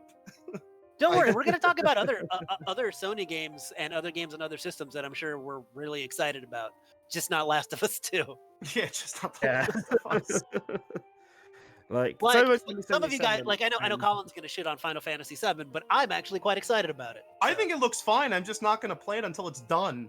Yeah, that's That's but okay, just- let's go back to Cyberpunk. And then, Cyberpunk first, then Final Fantasy 7. So yeah, I mean, Cyberpunk 2077, like, I don't know. Maybe it's just because I don't have much attachment to CD Projekt Red, but I've got no hype or motivation for this game at all. I mean, I have it pre-ordered because like, hey, Gamers Club Unlimited, but like, I think it'll be fine. I don't think it's gonna be like video game Kino as people are like holding it up to be. But I don't know. like CD like- Projekt Red though. I think yeah, it's gonna be CD a lot of Projekt fun. Red's like pretty good, so I have faith. I just like, I don't think, you know what it is. I haven't gotten like a good grasp on how it's going to play because they haven't, like, outside of a few rare glimpses, they really haven't shown like a lot of gameplay of Cyberpunk 2077. The teaser trailer for Cyberpunk 2077 was released at E3 2013. Oh, really? Yes. Wait, really? They announced Yeah. it in 2013 when they weren't. I guess they working just on it. didn't show anything. Oh, because I think I I remember the reveal. I guess they just didn't show anything for years after that. Yeah, it went silent for like 5 years, and then they had the reveal of it actually being a game last year. It So, was yeah. not 2017. I thought it was. 2013, man. Yeah, No, 'cause 2017 when they actually revealed it. Yeah. To be a thing. Because it wasn't 2019 when they revealed it gameplay for the first time. It was definitely before that. Well, yeah, I was Remember, at we are in- E3. I was at E3, and I wasn't at E3 last year, so so yes. But yeah, but no, I haven't seen almost any gameplay of it. I feel like, so it's really hard to sort of. I just assume it's going to be like Witcher, but modern day, or not modern day. I guess future. Well, if you And look in first person with the guns. Is it first person? I thought it was third person. So there we go. Nope. It's the little glimpses they've shown have been in first person. I just have faith in CD Projekt Red. Yeah. Everything I like Cyberpunk aesthetic a lot. It looks different than a lot of what we've gotten. Maybe it's a little Deus Ex, but like, I'm ready for it. I think it'll be a good game. I'd like to see a little bit more. This might actually be one that I wait for reviews on, even though I think it'll be good. Also, I put the original trailer from 2013 in our stream channel, if you would Because like. I remember Phil Spencer doing the little fake out moment where he's like, "Well, that's all the time we have for Xbox," and then like, "Oh no, we're getting hacked," and then it just it was a teaser for. Yeah, I haven't seen much of the. There's a video for an hour of gameplay. I honestly haven't seen that. Yeah, but I haven't seen that I'll either. definitely check it out after this though. But I'll like, I don't know. I like the studio. I like the concept. Yeah. So it's not a game that I'm super excited for, but it's also not a game I'm like, oh, that game. Like, I'll check it out. I'll see how it is. Yeah. Yeah, I think that's my same thought process. Someone in chat mentioned Half-Life Alyx, and that goes into my spiel about VR is looking real good. because we got this coming week we have the new VR Walking Dead game, Saints and Sinners, which I played the demo of at New York Comic Con, and I had such a fucking blast with it that I'm really looking forward to playing the full thing. Half-Life Alyx, I mean, I like VR. I like Half-Life. Should be good. Should be fun. Should be really interesting to see. Valve's first single-player title since Portal 2. Hopefully that doesn't get delayed. Yeah. Well, I think the fact that it just has a March 2020 and no like set date, I've just been telling people like, yeah, I think it's gonna be pushed to June or something. Like there's no way. Oh man, Nothing can fight against Animal Crossing.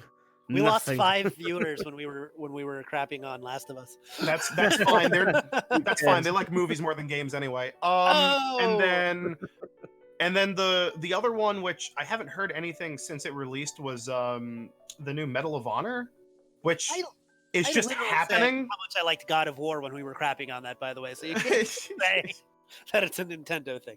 Sorry. I said Blood and Truth was my game of the year last year. Anyway, has a PlayStation exclusive, but Respawn,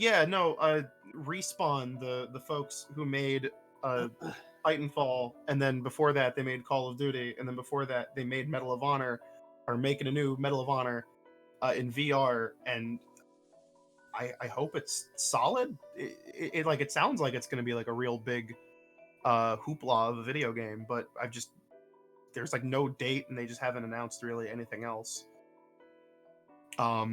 This year's like really front heavy because all the stuff I really want, like everything I just mentioned, and like RE3 remake are all coming out in like the first few months. I have no idea what's happening in the second half of this year. RE3 remake is probably my game of the year. I've already judged it that, so we can book it for the end without having played it. No, but honestly, I'm really looking forward to it. I love Resident Evil. I thought RE2 was a lot of fun. It was just a great way. I said it last Good Morning Source Gaming. It was a really good balance of kind of putting the more modern Resident Evil 4 and 5 style gameplay in with the old survival horror games. I'm really looking forward to it. My girlfriend and I love playing those games together. It's definitely like a game I'm checking out immediately. So what about? I mean, I'm also looking forward to Resident Evil 3, but I also need to play Resident Evil 2 remake first. So it'll probably really be like because the story. But I bought Resident Evil 2 remake, so I want to play it. Oh yeah. I can't then justify buying Resident Evil 3 and not bother Oh yeah, to that's play why 2. they haven't announced anything for the second half of this year, because there's like 2 new consoles coming out, and they don't want to spoil the launch lineup of this year's FIFA and Call of Duty. Yeah, there's new consoles coming out, and then Nintendo hasn't done their big like first year direct yet. So yeah, right now it's just stuff that's been announced last year, which is interesting. For the first half of the year, with a lot of it being delayed, like Cyberpunk, Final Fantasy, and the Marvel Avengers game, which looks awful. Can we just all agree on that game looking awful? Yeah. Wait, what game? Marvel Avengers. Oh yeah, it was at New York Comic Con, and I did not want to play it. Is that EGX as well? And it was just really hard. Are any of you in the chat excited for Avengers? Like, I honestly want to know. Like, because I feel like even like MCU stands aren't excited for it. They're like, nah. It looks like it just looks like a AAA video game, and like. And oh god, like the way they're trying to pin it as like a games as a service, but without actually like explaining what that means. And when AAA wants to do games as a service, that's not a good thing. Just means microtransactions. Yeah, exactly. And unfinished games. Oh god, Yeah. there's a third Watch Dogs game coming The out Watch this Dogs year. I Legion, and it completely actually forgot looks- about it. It actually looks like it might be good. Like, I mean, 'cause I I don't would know. I like- thought Watch Dogs 2 was pretty good. I've never Yeah. played Watch Dogs. Is it something I should play? First one, it's no. Assassin's Second Creed, one, but in yeah. modern day. I heard the second one is better than the first one, but it The still second didn't have one's way enough. better. It still didn't have enough on it to appeal to me. But this new one, set in London with recruiting people and all that, I actually quite like that. Being able having different people be like almost like different classes, where they each come with their own special abilities. I think it's really cool. Okay. But I don't know when it mean- comes out. I'm assuming it's the end of the year. Yeah. We didn't talk. We kind of skipped. 'cause No, we I were- think Legion's coming out in like April. Actually, we were going over games and we kind of skipped over Animal Crossing when we talked about Doom. We just said, "Hey, it's an Animal Crossing game." Hey, it's an Animal Crossing game. Yeah. March 3rd, 2020, even sooner. Same- I didn't really care about New Leaf, but I think that's good. I feel like Animal Crossing is a series where I can skip an entry and then be like, now I'm super excited for the next one because it's been long enough that I can get really into it. So I'm looking forward to it a lot. Watch Dogs Legion was originally March 6th, but it's been delayed to at some point past April 1st, 2020. Oh. But no date has been given. They did that thing where Ubisoft decided to like kill half of the games they had planned to release this year because didn't that stupid fucking Siege spinoff get delayed to like some indefinite time? I don't know. And All the Tom that Clancy games. whatever that roller derby game. Anyone remember that? Anyone remember the roller champions game that And there's, Ubisoft there's has that made? sort of Splatoon thing that got leaked. Yeah. Like, they're Spilled multiplayer. Paints Oh. just said something that I was about to Either. bring up. Ori 2 is one of the games I'm most excited for. It comes out in a month. Ori and Hollow Knight, I think, are the two best Metroidvania games to have come out in the last couple of years, and they're so good. And I I want still need more. to play it. I still need to play Ori. Dude, Ori is so beautiful. It's like the big problem with Ori is the combat is and it doesn't look like they're going to be doing too much to make the combat better. But the platforming is great, the atmosphere is great, the art design is great, the music is great, the story is minimal but fun to follow. Like it's a really good game. The exploration, which is the most important thing I think in a Metroidvania title, is spot on. And like I said, the platforming is super tight. Nice. Yeah, well, it's just one of those games that's always on my backlog that I need to play and pick up on the Switch at some point now that it's on that. Yeah, this one is an Xbox exclusive for probably a year. Yeah. Well, not if you have a PC, which apparently is like, oh no, Xbox is gonna die because they put their games on a platform that doesn't really have overlap with the Xbox. But okay, No, Colin, Sony's now also going to die because they're releasing all their games on PC. who are these fucking people who are like console fanboys, but are also like, if this game comes to PC, I'm just gonna get a PC. That clearly means you don't care about the console. Like you just don't give a shit. Like that's just it's so weird. Like it's very bizarre as a PC gamer in the year 2020, and I've been a PC gamer for like most of my life because I think it is like a really great platform because it kind of is objectively the best platform for playing games. But like I understand why people don't all play on it because I also realize that like the grand bulk of people who play video games are not like Uber gamers who want to deal with what GTX 20 something should I put in my $1,500 gaming rig. They'd rather just have the box with the controller that plays Grand Theft Auto because that's what most people do. But like, oh no, if they sell Horizon Zero Dawn 4 years after the game came out on the PS4 and doesn't change the experience for anyone who bought the game on a console and doesn't plan on buying a PC. Like, what the fuck? Like, what? No. Like, it's fine. It's like, who cares? I'm excited for people that get to play Horizon. That was a pretty good game. For me, it kicks dick because I'm totally okay with all the Xbox games coming to PC. Not because like, oh, I hate Xbox. I own an Xbox One X. I think it's a cool ass console. But I kind of prefer playing games on PC, and you're telling me I can play the new Halo with my Xbox buds while I'm sitting at my desk with a keyboard and mouse? Dude, badass. I All don't right, call I it don't- rant over. I don't know why we live in this very weird, supposedly dystopian future, according to these people, where like even though all these mega billion corporations who presumably have scores of people who probably have crunched the numbers and figured out that doing this shit probably won't actually lose them a lot of money in the long run, and if anything will probably make them more, because surprise, software sales actually make a lot more money than hardware sales, because hardware is really expensive to make and a disc isn't. And You're missing the point, Colin. Like you are complete. Like, do you not realize how tribal our society is from everything? no, I understand because Sport. I understand that Like, in any other entertainment media, like movie buffs don't complain about which fucking Blu-ray players they use to watch movies on. Right, but they do complain about which studios are putting out movies. Yeah, because Like- Sony Pictures sucks. Well, see, there you go. It's just that's how people are, man. That's just Damn, how... even in the movie and game industry, Sony can't make a good movie. All right. They should get Naughty Okay, Dog on well. that. The Naughty Dog film division. Hey, remember the Ratchet and Clank movie? The fuck happened there? Boy. Remember the Sly Cooper movie? Whoops. But no, but like, yeah, I don't like it's very weird. It's just a weird. I don't know. I think Halo Infinite might be okay. I have no faith in 343 because Halo 4 was bad, and then Halo 5 somehow was even worse, that it made Halo 4 look good. I don't know how they managed to do that one. But you know what?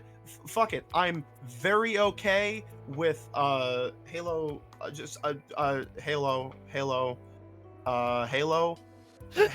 I think Halo, Colin and a Halo. broke. Halo. It's just broken down. Somebody reset Colin. I was gonna say I'm very okay with Halo Infinite, but I don't know if I could say that. But It's hard for me on Halo Infinite because I kind of want to see a bit more of it. Like I'm the same with you. I love Halo, but God, 343 has not done a good job of. It's the same way keeping I it feel about going. Gears 5, where I'm like, This was good. I but- mean, I'm sure it'll be fine. Yeah, like it'll be okay. The story mode will probably be okay. Gears is another series that, like, it's almost like comfort food. Like, it's one that my girlfriend and I will buy and we'll just play through and not think about it and then completely forget it exists. Like, it has And its most people place. didn't even realize Gears 5 came out last year. I wish Tim Sweeney spent less time trying to buy exclusive PC games and bitching to people on Twitter, and actually went back to making good video games. That'd be great, Epic Studios. Can you go back to making Gears so you actually add something to the industry and not just fucking Fortnite? Thank you. and just not Fortnite. But speaking of Halo that's not- Infinite, I mean, this year we're getting new systems: the Xbox Series X, which is what Halo Infinite's a launch title for, and then Yep. the PS5. So, like, what are people's thoughts on that? Like, excited to see it, or excited to move on from this generation to the I next? don't know. I feel like we still have a lot of new games still come out these gens and still look good and still play good. And I mean, I understand the inevitable march of progress. There's going to be a new system, but I don't personally feel like I need one right now. I'll say this much: if the trade-in value for my Xbox One X is still good when the Series X comes out, and the Series X isn't like $700, maybe I'll upgrade. But the Xbox One X, I just got a 4K TV this year, and every time I play a game on the Xbox One X, it looks fucking gorgeous. Like to the point where I'm just like, how could video games look like? How can people even bother making video games that look worse than this? Even though I really don't care about graphics. So now, but yeah, I don't know. I don't see unless the Series X is really that much of a jump in hardware fidelity that every new release coming out on the Xbox One X has to be immediately squashed to 720p or something to run better. if everything new still runs at 4K on the Bone X, then like I'm not gonna upgrade anytime soon.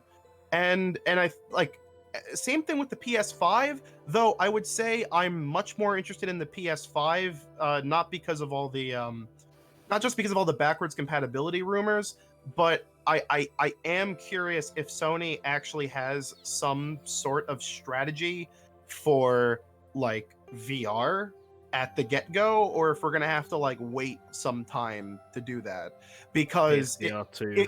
if they have something where like, because best case scenario, everything's forward compatible with the PS4, with the PS5, from the PS4 to the PS5, and they give a bunch of select titles, like all the exclusives get like big PS5 updates. So like Uncharted Lost Legacy runs at actual 4K, or like PSVR games run at like full resolution on the headset, or maybe there's some new controllers or something. I think like that's really what it comes down to. I'm always more interested in new consoles because of their feature sets, not their games. As because, you know, I'm more interested in the multi-plats anyway, and I already have like 3 boxes that do that. So like sure, exclusives are one thing. If they somehow release like a banger in the first year, I'd be more inclined to get it. Though I mean, the last 2 launch cycles of these consoles have me really skeptical that they have something good ready to go, because anyone remember Killzone Shadowfall? It looked really good when they first showed it, right? You're like, man, look at those graphics. It's a great game.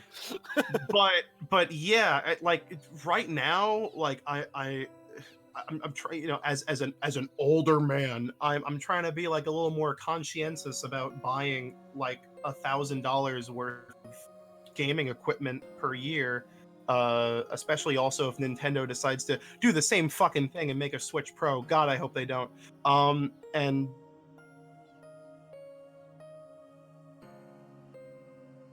Doom Eternal at like 1080p 240 FPS on my PC, because I think it's fine anyway. Like it's so weird. So my current situation at my house is I have a room with a bunch of retro systems and last gen systems, but whatever. As far as current gen goes, in my bedroom I have a dock for my Switch and I have an Xbox One. Yeah. When I got with my fiance, we both had Xbox Ones. That was the only system she had. So then downstairs I have another dock for my Switch on my big TV, my PS4, and my Xbox One. So right now we're actually looking to sell her Xbox One. Hopefully we can get like about $150 for it with some games. And then Depending on which model, that's wishful thinking. Well, yeah, but I also have a ton of games. Yeah. We also have like I have about $300 right now in Amazon gift cards that I just put on that I haven't been doing anything with. So I'm actually thinking, I'm all like, if I can get between that Amazon money and selling the system about $400, maybe $450, and the Xbox Series X is fully backwards compatible and is like $500, then I'll put $100 down to upgrade my system to, you know, to the newest one. So I'm actually kind of considering that right now. I'll probably wait on the PlayStation. I actually I don't know. I enjoy PlayStation exclusives for the most part better than Xbox exclusives. But like, I don't know, my backlog's so big right now, and I feel like PlayStation is really like, I always just wait for the Slims. That's what I do. I'd probably wait for the Slim for the Xbox as well, except that I'm in a position where I might get it. But like the first, like, I know people have made a big deal about the Xbox Series X not having exclusives.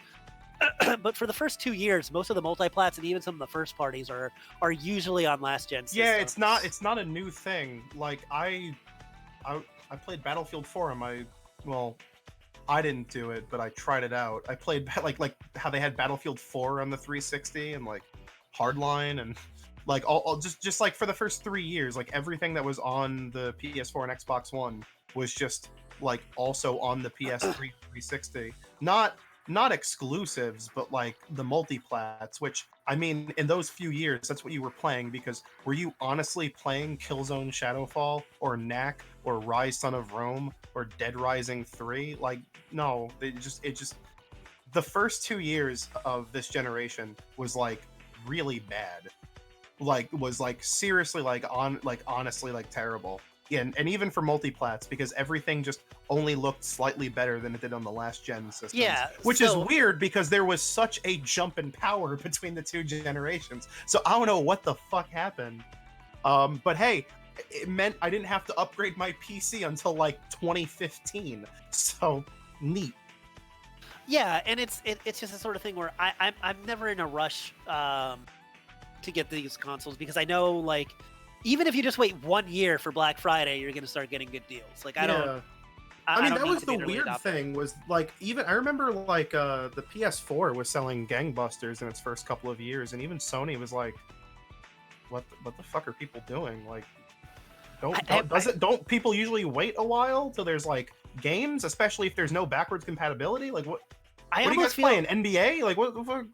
I think there were two things. I think number one, like, I swear some people in North America were like spite buying PS4s because they were pissed at Xbox. Well, yeah, that, I mean, that's of course like the really obvious one. Yeah. Yeah.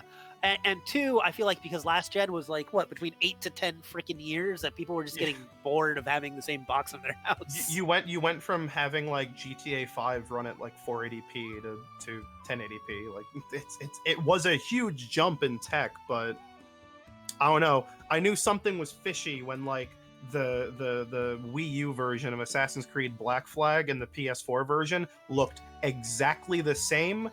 just like some rain effects were missing. Like, something was up, something was not right. So yeah, I'm not in a huge rush to update. I might, because of circumstances, get the new Xbox early, but we'll see what the launch price and feature set is. I mean, it also is really hard to get excited for this new hardware when they've announced 0 games. Like cool, Hellblade 2, Halo Infinite, and then like on the PS5 side, there's what, that stupid Warframe knockoff that Gearbox is making. Yeah, like, that is like what am I supposed to feel game? like? I don't know. Right now, all we have are load times and potential, theoretical teraflops. And oh, don't even get me started on the SSD thing, because that's I'm gonna geek out about how. Okay, you know what's really cool about the PS3 and the PS4? There's like a slot on the bottom of the console, and you can just swap out the hard drive. Did you know this? You can just do that. So like when your PS4 or 3 corrupts itself, because it's a thing that it loves to do because the OS is programmed really badly, like, you can just take out the drive, and it's not like you don't have to open the console. It's literally just a slot with like 2 screws on it, and it just uses a standard laptop drive. Like, it just like, you can go to Best Buy, you can buy one, just slap it in. You can even buy an SSD. I have an SSD in my PS4 right now, and goddamn, the load times are better. But now, for some reason, like, Xbox and PlayStation are like just getting around to how cool SSDs are, which makes me think that they're going to be soldered to the board. And oh boy, these things have like a limited lifespan, so I can't wait for these things to fucking die in 10 years, and then I can't play whatever that terrible Gearbox game is. I can't believe it's not Warframe. It really upsetty spaghettis me that like we're also making these consoles harder to repair, because like just let me put a new hard drive in my fucking console, especially if all these games are going to be like 80 to 90 to 120 gigs anyway. And I know this is a thing that you actually do like, Colin, but I don't know what ray tracing is, and I don't care what ray tracing is. Like, you could just, like, they use these terms that the average person doesn't know or care about, but then, like, people are like, yeah, it might as well be blast processing, man. I don't care. I don't, they're saying they're going to do ray tracing on the PS5. I'm sure they said it for the Xbox as well. I don't believe that they're going to do ray tracing on the PS5, because apparently it's going to be like hardware based, and it's not even like, there's no, I mean, like, if you just go by like, yeah, I was gonna say because of time. Do we want to move on to the decade stuff in a sec?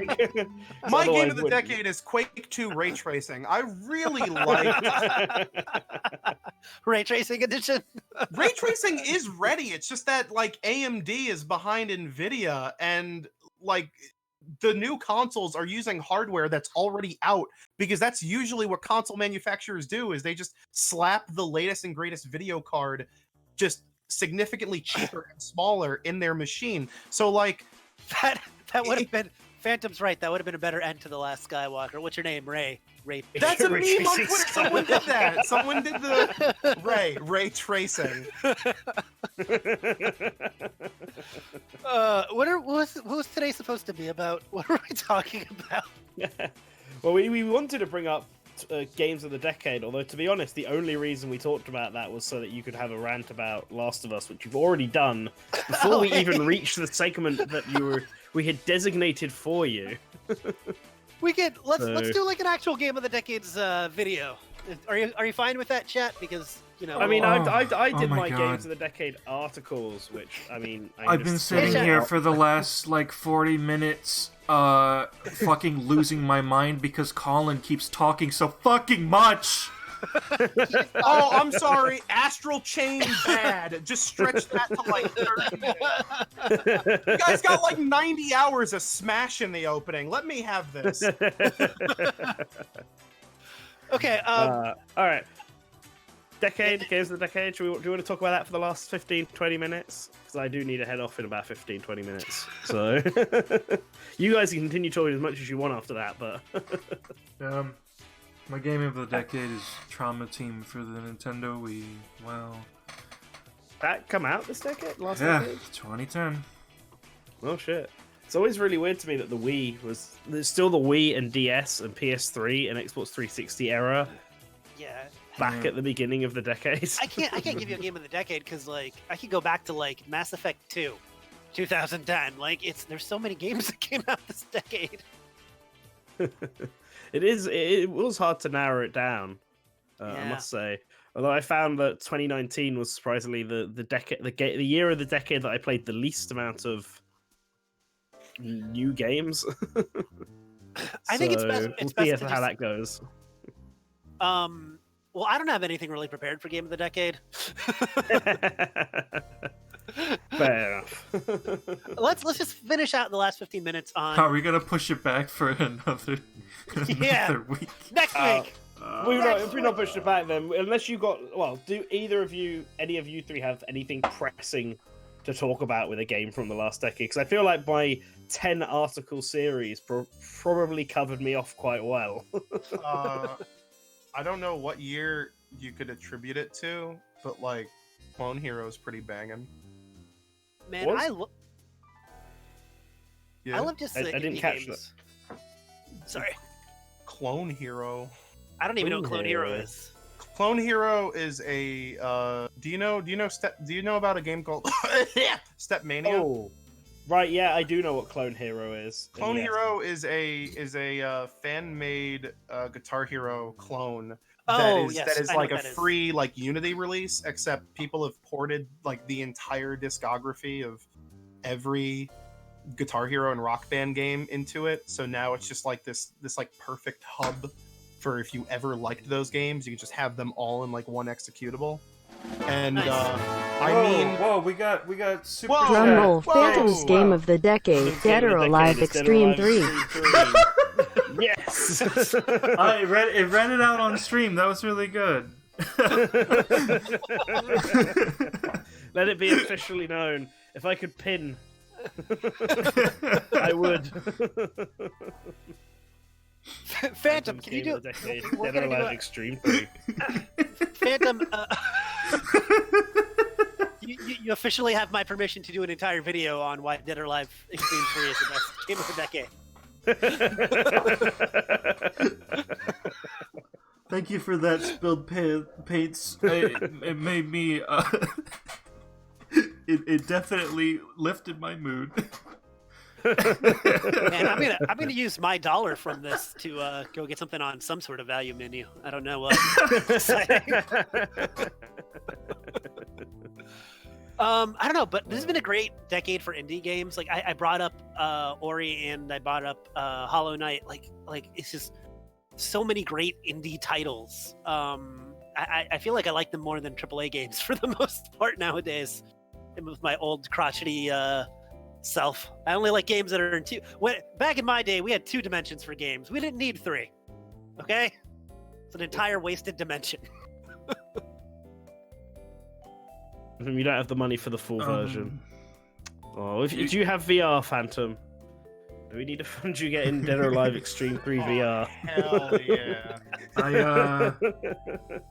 I really like Trauma Team. It is the only third-party Wii game to be released on the Wii U Virtual Console. Well, was it on the Wii U Virtual Console? I didn't know It that. never came out in Europe. That's probably why you didn't know that. Oh. Yeah. I've never played Trauma Team. I've only got one Trauma Center game on the Wii. Yeah. Trauma which Center. I need to play through properly. Trauma Center was published by Nintendo. The first 2 games on the Wii and the first game on the DS, I believe. But like, they didn't bring over Team. They didn't bring over Team. It's the best one too. It's a shame. No, it's like I feel like I really want to play Trauma Center. I do want to play Trauma Center, but I almost feel like Under the Knife is the original, like intended for DS. Yeah. Feels like it's the one that I should be playing. Second Opinion adds like stuff to it. It has mostly all the content from Under the Knife. It's just missing like a whole chapter where you just refight all the bosses. Okay. Maybe that's a good thing then. Yeah. I think I started like a games of the decade list, and I just like there was just like so much I couldn't even really like consolidate. I couldn't like condense it. But like definitely some highlights include like even if they're not like 100% bangers, like I don't know, I feel like my games of the decade have been stuff that has just stuck with me since they came out. Like Sonic and All-Stars Racing Transformed is not like a video game masterpiece, and yet that's a game I dump like 30 to 40 hours in like every year, because it's just like it's so perfect at what it does, and it still maintains its playability, and that can also be said for games like Doom 2016 and like Wolfenstein: The New Order, and just stuff like that. Like just even if they're not meant to be replayable, just like it just the idea that you're able to kind of blast through them again and again and again and is like, hey, that's nice. Most of my games that I enjoyed this decade came out in the first 3 years of the decade, and then I was left wallowing until like 2017 or something, where one game came out, and then I liked a few games from last year. I don't like video games. Seems to be the thing, yeah. I mean, I had quite a few. I played a lot of games this last decade. I think I counted it something like 466 in total. Although I didn't beat them all, but I know a lot of them were like Pokemon. I was like in its prime at the beginning of the decade, in my opinion. Slowly dropped off, and I think it's been a good decade for RPGs as well. I mean, we got Xenoblade Chronicles, Shin Megami Tensei Tokyo 4 Mirage is Sessions, my Shin game Megami of the Tensei decade. 4. Like My other game Kid of the Icarus decade. Uprising came back. We got some cool like new sort of games like Tokyo Jungle. I feel is a game that not many people talk about, but was a really cool idea. Is that the Shiba Inu in like a... Yeah, you started off as a Shiba Inu or a deer, but you could play. You could unlock loads and loads of different animals, and you just have to survive in like a post-apocalypse Tokyo. Okay. Yeah. And it had like you could be like an apex predator, but it'd be much harder to find other apex predators to mate with and have children with to continue the legacy. Or you could have the smaller ones that are more about surviving, but easier to continue. And it was kind of like, yeah, you kept trying to see how long you could keep the generation of your animal going. I mean, I do feel like kind of bad because I think around halfway through this decade, I stopped like there was a time where I was trying to be like on top of like every brand new game that was coming out, and then I think a little bit after like the new consoles dropped, like I just kind of stopped, because it you really do get into that whole like same old shit kind of feeling. Every game is the same. Yeah, where a lot of AAA games are becoming like very like, Every Call of homogenized. Duty is exactly the same. Oh, XD, you got him. But that really pisses me off, because there was like 3 years where Call of Duty was doing some cool sci-fi shit that didn't play like the other ones, but people got really mad, so then make them. People, now Call of Duty is too much like Halo. Can't be having that. Can't have Call of Duty with double jumps. If and Call of boosters Duty and isn't the bouncing same off every year, walls. it's not Call of Duty. We gotta have like Modern Warfare again. Though the new Modern Warfare is kind of a bang. But I don't know, like, man, halfway through this decade, like Battlefield 1 came out, and that's like such a polarizing game to play, because like it's like this technical and like masterful achievement, but it's also like, yeah, it's just Battlefield. Oh man, it's just Call of Duty. It's just like World War One with automatics for some reason. But like there are just so many games that came out that like also just stuck to me, like when you go through the desert and like little tiny baby cacti like stick to your jeans. Like there's this one game, I haven't played it in a while. Like a few years ago, I would have just continuously like never like shut the fuck up about it, which is Verdun, which is like a World War One like arcadey like multiplayer shooter, and it's so fucking good. Like, and that was made by like 3 people. like it really is. I mean, I saw there was one developer on Twitter who was saying like he really doesn't like the idea that like this was the decade for indies, because he was saying like it was more like being an indie was just not a thing. It was just not possible. It's really more like indies are now able to actually exist and coexist with everything else, which gives more room for everything else. Which is definitely true. But I mean, hey, like, what do you know? It's almost like the film industry, where now you have, because games cost so much money, you just have a couple of huge releases that are in the same franchises over and over again. Yeah. And then you have a very bustling and healthy indie scene, but then all of the mid-budget games don't really exist anymore. Yeah, they don't. Gaming has it worse than the film industry, because like we get annual sequels for like the big games every like we got it like nonstop for like the last decade. Right, and I know people kind of shit on Nintendo fans in particular because Nintendo, when was the last time they came with it? But if you look at what people are excited for on Xbox and PlayStation, it's still Final Fantasy and Resident Evil, and it's still remakes and remasters and sequels, really. I forgot that Smash 4 came out in the middle of this decade, and like I've never seen a sequel to a game completely invalidate its predecessor as much as Smash Ultimate did. Because like somebody posted about this, but like on Twitch there were like a couple thousand viewers for Smash Ultimate and then 1 viewer for Smash 4. I think if there was like one game that I had to be like, yeah, that is still far and away the best thing I played in the last 10 years. Portal 2. Portal 2 is good. Portal 2. I think. Oh my god. 2011. Jesus. Same day as Mortal Kombat 9. But yeah, Portal 2 is like even 10 years later, it's like a near perfect, if not just complete, just 10 out of 10 banger of a video game. Oh man, the Stanley Parable was this decade. That was a good game. Stanley Parable was this decade as well. There's so many. This was a very packed decade.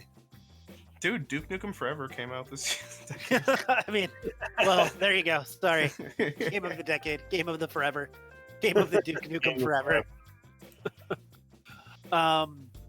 But I think the Wii U to Switch is the weirdest transition of system, because we're talking about Smash, because it invalidated basically an entire console in the eyes of the public. Like, people forget that it even happened. U gets ported over to the Switch, then it really will be a non-existent console. If those 6 games I mentioned get ported over, then it's just a place that's going to have that one WarioWare and the original version of Ninja Gaiden 3 Razor's Edge. Nintendo Land. Ninja Gaiden 3 Razor's Edge was not a completely terrible game, unlike the actual Ninja Gaiden 3. The first few levels are fine, but once you get back into Ninja Gaiden 3 territory, it's fucking terrible again. I don't Ninja Gaiden 1 and 2, my absolute favorite hack and slashes of all time. They're so good. And Ninja Gaiden 3 is not at all. Like, it's a game that I've said before, it somehow made a fight with a cybernetic T-Rex super boring. How do you do that?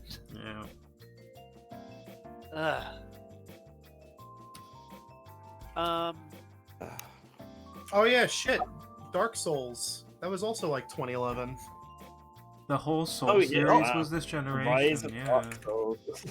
all of Dark Souls was this generation. We got to see Mass Effect peak at Mass Effect 2. That's the weird thing, is like it is not even just like remembering that like certain games came out, like but like entire franchises coming and going within the span of a decade. Like when was Mass Effect went from being like the biggest thing in the world to being completely forgotten. It's crazy.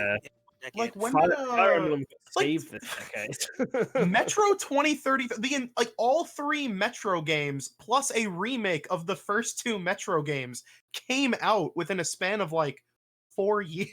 Skyrim came out in 2011 and is still getting random ports. Yeah. That is almost a decade of milking one game. The Resident Evil 4 came out in 2005, and then it's still getting re-releases. Did Resident Evil 6 come out? Resident Evil 6 came out in 2012.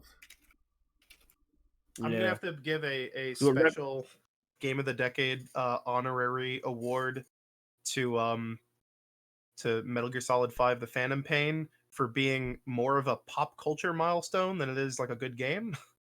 I have never seen a game like I did earlier in the week. I did a tweet that was memes of the decade, and I put for 2015, I put Metal Gear Solid 5: The Phantom Pain, and someone's like, I want to argue that, but you're also not wrong. And I'm like, that game is like a pop culture landmark within video games for a game that is just all right. Galaxy 2 and Odyssey came out this last decade, which officially to me makes it the best decade for 3D Mario. I mean, Galaxy 2, Odyssey, and 3D World and 3D Land all came out in this decade. 3 very different styles of 3D Mario. You have to understand the situation that Metal Gear Solid 5 existed in to understand how it got so many 10s. They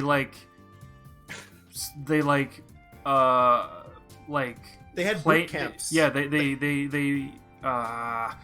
they whisked off games journalists to beat the game in under 30 hours. So like a lot, like a secret island. It's fucking bizarre. A lot of those reviews might actually be people just trying to play towards their audience, because like a lot of the statements they say in it seem like kind of bullshit, and they might be just there to cover up the fact that some of those people didn't actually beat the game. Hey Colin. Yeah. I haven't played any of this last reboot of Wolfenstein. Do I need to play? Because I'm looking at games of the years list. You're cutting out. What was that? Oh, so I bought a double pack of Wolfenstein because once again, GameStop was going out of order. New Order and Old Blood. Yep. Because it was literally $3. Yeah. So I'm gonna play those. I see them on some Game of the Decades lists. Yeah. How much of this series do I need to play? What's worth playing from the newest reboot of Wolfenstein? From the newest reboot? Well, it's Yeah. not. All right, are you ready for? Are you in for a shocker? It's not a reboot. It's a sequel. It's To just. the It is no. It is all of the Wolfenstein games are canon. Don't like every id Software game is canon. Okay. Somehow. But no, like there are things that have carried over from Return to Castle Wolfenstein from 2001 to Raven Software's 2009 Wolfenstein, and then like characters and events, and even though like Wolfenstein: The New Order is done by a completely different team and it's supposed to be like an alternate like universe version of the rest of the Wolfenstein series, it just like they're all connected somehow. I don't know, Christ House Circle. But I would say all of the new Wolfenstein games, with the exception of Wolfenstein 2, are good. Okay. Even the new one that people seem to hate for no reason. Yeah. Youngblood is really okay. Don't play it unless you have somebody else to play it with. I mean, I played it alone and I thought it was fine because the AI is like competent enough. But yeah, it's better with a friend. Yeah, I think it's really boring. All right. And how many games is that? I'm just curious because I know That's 3 games. That's it. Just those three. Yeah, yeah. 'Cause I have- And the Old Blood is a prequel to the New Order, so Which way should I play him in? just play them in release order. Don't Okay. don't have a Release cow, order's man. fine. Okay. So just ignore Wolfenstein 2 and I'm good. Got it. Yeah. Why does Wolfenstein 2 suck? Because It's a lot of I story. feel like they rushed it. I don't know. It's very weird. It's very story heavy. The AI, there's less enemy variety than the other Wolfenstein games, but all of the enemies are like way tougher. Like they're way spongier and they have way better accuracy. It's and the level really design awful doesn't trying really, to play it on console. The like level design does not compensate for it because it's like super linear, whereas the previous Wolfenstein games were like they were still linear, but they were more. Yeah, open I feel like environments. Bethesda really needs a win right now.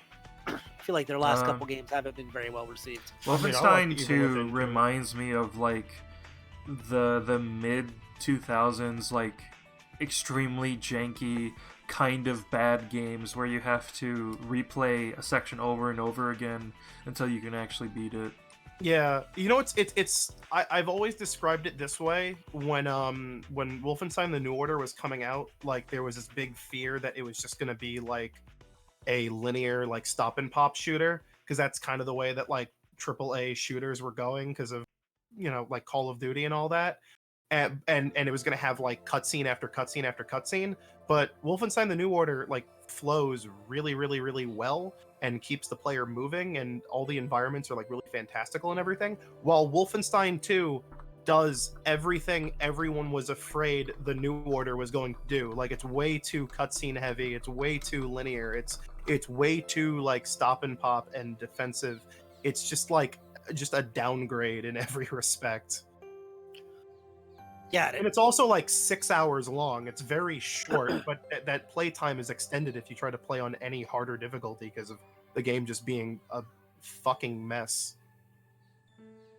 yeah, I thought it'd be fun to play another id Software shooter because I enjoy Doom.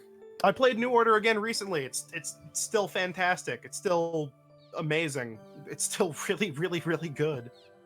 All right. Okay. Anything else? I think Nintendo just had to pop off. Yeah, so- he had to Oh, skedaddle. Nanten is gone. Whoa. Yeah. Rip. So, I don't know. Was there anything else we need to talk about? We talked about games of the decade.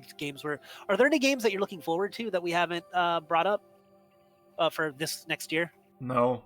I'm pretty sure there's a Wolfenstein 3 coming out this year. That's all I got.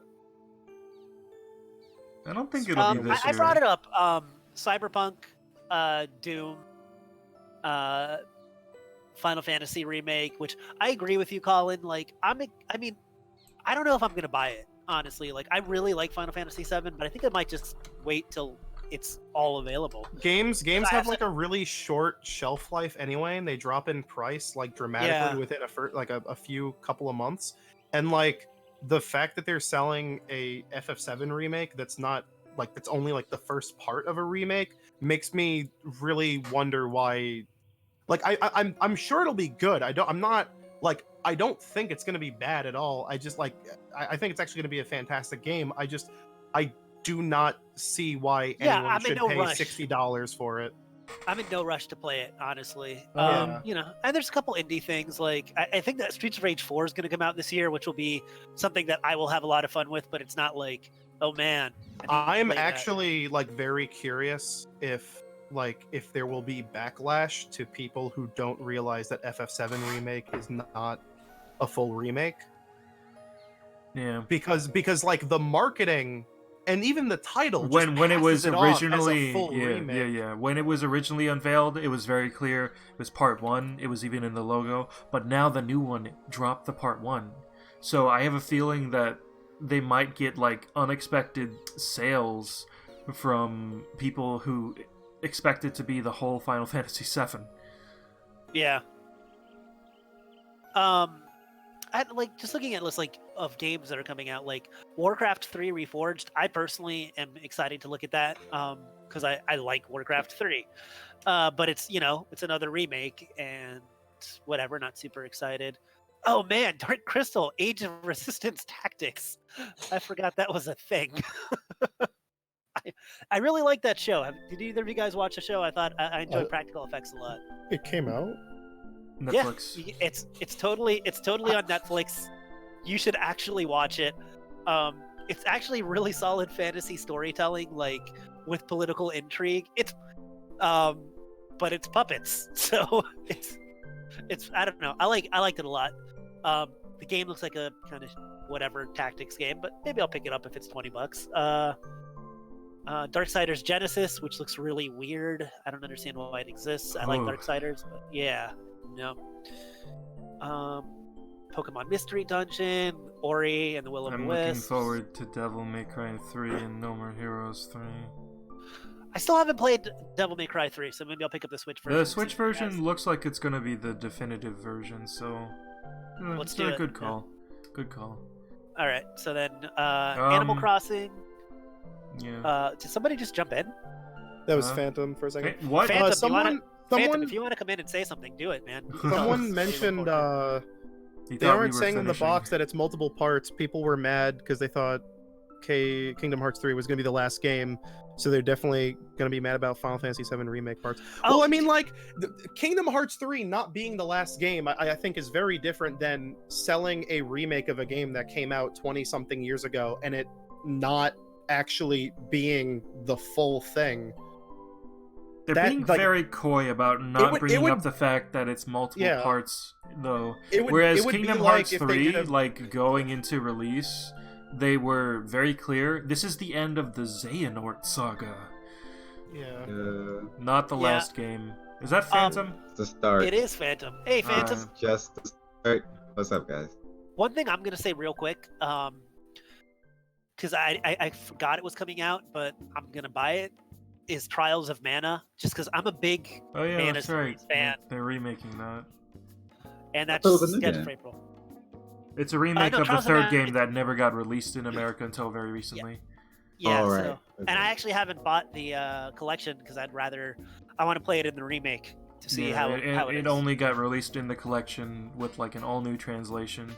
I also want to reiterate with the Final Fantasy VII Remake thing that, like, even though like Square Enix has said at like press events and stuff like that like it's only Midgard, it's Final Fantasy VII is a huge game. Like they're not obvious, like they're not going to be like advertising this game to hardcore fans. Like they're going to be advertising it to anyone who has played Final Fantasy VII at any point in their life, and then like people who have never played it before. And like it's going to be real. That I think that's where most of it's going to come from, is from people who like have played Final Fantasy VII but like aren't big into gaming news and don't really keep up with it much, and just see that there's going to be a Final Fantasy VII remake. Yeah. And like that's it. I think if that's the case, then you just have to make sure that you explain it to the people that don't know that. Then, because Well, they should have just put a part 1 on the Well, box. I mean, yes, but also It's the easiest no. thing they could. They could put a part 1 on the box, but then they can't trick people into buying it. Yeah, exactly. What do you mean by trick people into buying it?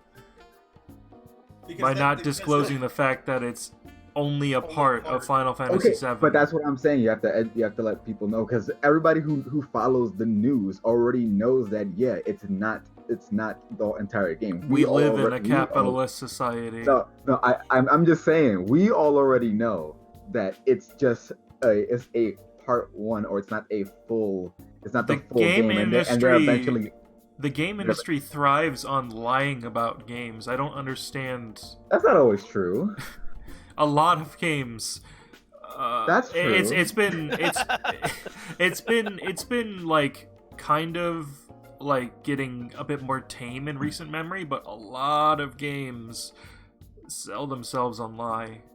I mean, I don't think we can necessarily say it's lying I think when people that I think just People that follow calling it gaming Final news will Fantasy know. 7. I think just calling it Final Fantasy 7 Remake, even if they are explaining at press events to like the people who do keep up with gaming news that it is like just part 1, I think literally just flat out calling it FF7 Remake is still incredibly disingenuous. that's exactly the word I was about to use. I'm like, I don't think it's a lie, but it is disingenuous. When Yeah. you buy the Resident Evil 2 remake from Capcom, like it's all of Resident Evil 2. Like they have no other reason to call it anything else. But like, Yeah, it's not like they're gonna release Resident Evil 2, the Claire chapter. You know? yeah, exactly. I mean, I understand what you're saying, but I also understand that there's the difference between FF7 Remake and Resident Evil 2 Remake, RE2, is that RE2 is kind of a smaller game in comparison to FF7, so it makes sense why they can't fit all of. Well, it makes sense that you could of course you could fit all of RE2 into one game, because you should, first of all, you should do that anyways. Yeah, but I don't think it makes remake. it like any more. I don't think it makes it excusable. Like of course FF7 a remake is going to be bigger, but it's that like trying to. They're adding really obvious- things. The thing Yeah. is that they're adding things to artificially make yeah. it bigger. Yeah, they're adding things to lengthen this what is like 6 hours of the original game into like 20 to 40 hours. It's just like, what the fuck? Yeah, like which is fine if that's what they want to do, but then let people know that, so that people that don't follow gaming news that are just They hey, could, I play Final Fantasy. Like I'm in my mid-30s. I pick up maybe 3 or 4 games a year. I liked Final Fantasy VII when I played it back when I was a teenager. Sweet, they're doing a remake. And I it's think I'm gonna. like, Yeah, and like no they one will don't be know the that. wiser, especially because it's all the Midgar stuff, which even when Final Fantasy VII first came out was where like all the iconography and like advertising art came from, was like the opening chapters of the game. Yeah. Yeah, I have a feeling that if this doesn't go over well and there's like a significant will go over backlash, well. if there's a significant backlash to the content, like not being feature complete, it will probably, we might not see the end of the Final Fantasy VII remakes. I think it might No. review I well, think it'll but I do think really well. I think it'll sell well I because think it'll do well, but I think like user ratings on stuff like Metacritic and stuff are gonna get like. I think we'll see. I think people are gonna trash on it because they'll be like, "What the fuck?" The first part will absolutely do well, but I think if there's a backlash to it, and the second part doesn't do well, we might not ever see the third part. Well, I- I mean, we'll see. I have a feeling there's enough goodwill for that particular brand that it would take a lot for it not to sell. Yeah. I feel like they can make it work in a way that, because for people that have never, One on the box. well, no, stop, no part one. The easiest thing. We The don't- easiest thing to do. We don't call Final Fantasy 13 the first game. Final Fantasy 13 Final Dash Fantasy 1. 13 It's a finished game. It's a real full video game. Yeah, this Okay. game's not gonna end. You're gonna get there and Ares Okay. is gonna die, and they're gonna What be I'm- like, what I'm- "Oh no, onward!" And I if haven't you played can the continue game, don't Final say Fantasy that. 13 too, Final can you Fantasy continue to use- VII Remake doesn't include Aerith's death. There's no I haven't- major plot point stop. Stop saying Like that. the I haven't game. played Final Fantasy 7 yet. Okay, you have to know that Aerith dies. That's something everyone knows. That's like me Anyways, telling you play- that Vader is Luke's freaking father. Play just the know it. original. I have it on Steam. So basically what I'm trying to say is that I think that for the people that don't know that, even though they should know, because Square Enix should do a better job at explaining to people that even if they're not informed on the gaming news, it should still be completely obvious that it is for the consumer that it is not a 100% full-on remake of Final Fantasy VII within this one package. I'm hoping that Phantom. Square Enix ties up this aspect of Phantom. Midgar, huh? That's But what it's we've not been like- saying it's the not whole like time. It's not like No, 13 no. or What 10. I'm One saying second, is, because listen. At the end of this, are you going to be able to carry your stats from this game to the next game and your items? I don't know.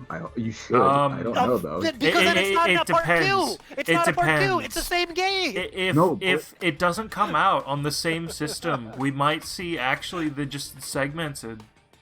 Because like Final Fantasy 7 Remake might be split up between different PlayStation systems, Yeah, you're right. different Xbox systems.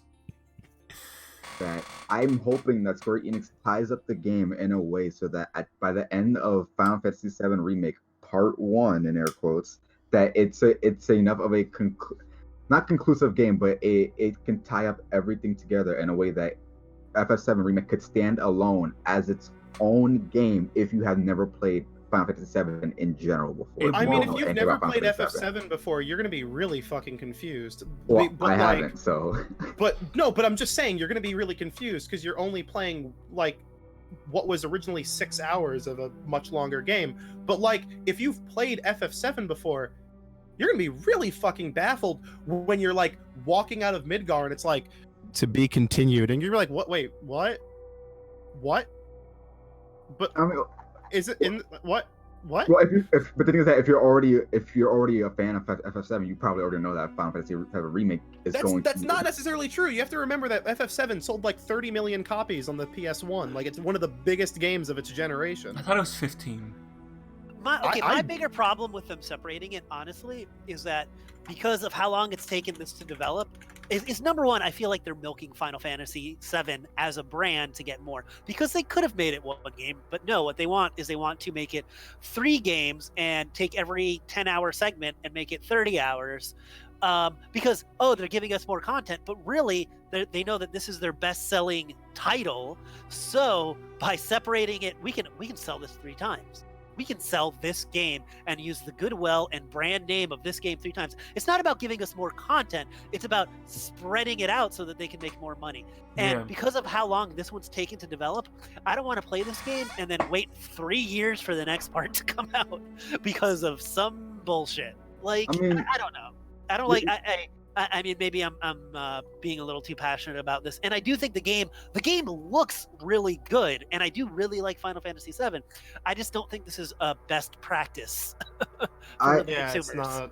From the business standpoint, I can understand what you're saying, but I do feel like that they're of course adding content because they, of course, from the creator side, from the people that are actually creating the game, like the passion of the developers and stuff, they're still doing it because they want to recreate Final Fantasy VII, which is loved by not only the fans but also loved by the people who made it and the people who grew up with it that are now working on the game themselves.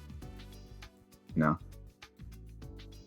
I mean, yeah, but like they should just put a part 1 on the box. That's all I'm saying. Just put a fucking chapter 1 on the box and call it a day.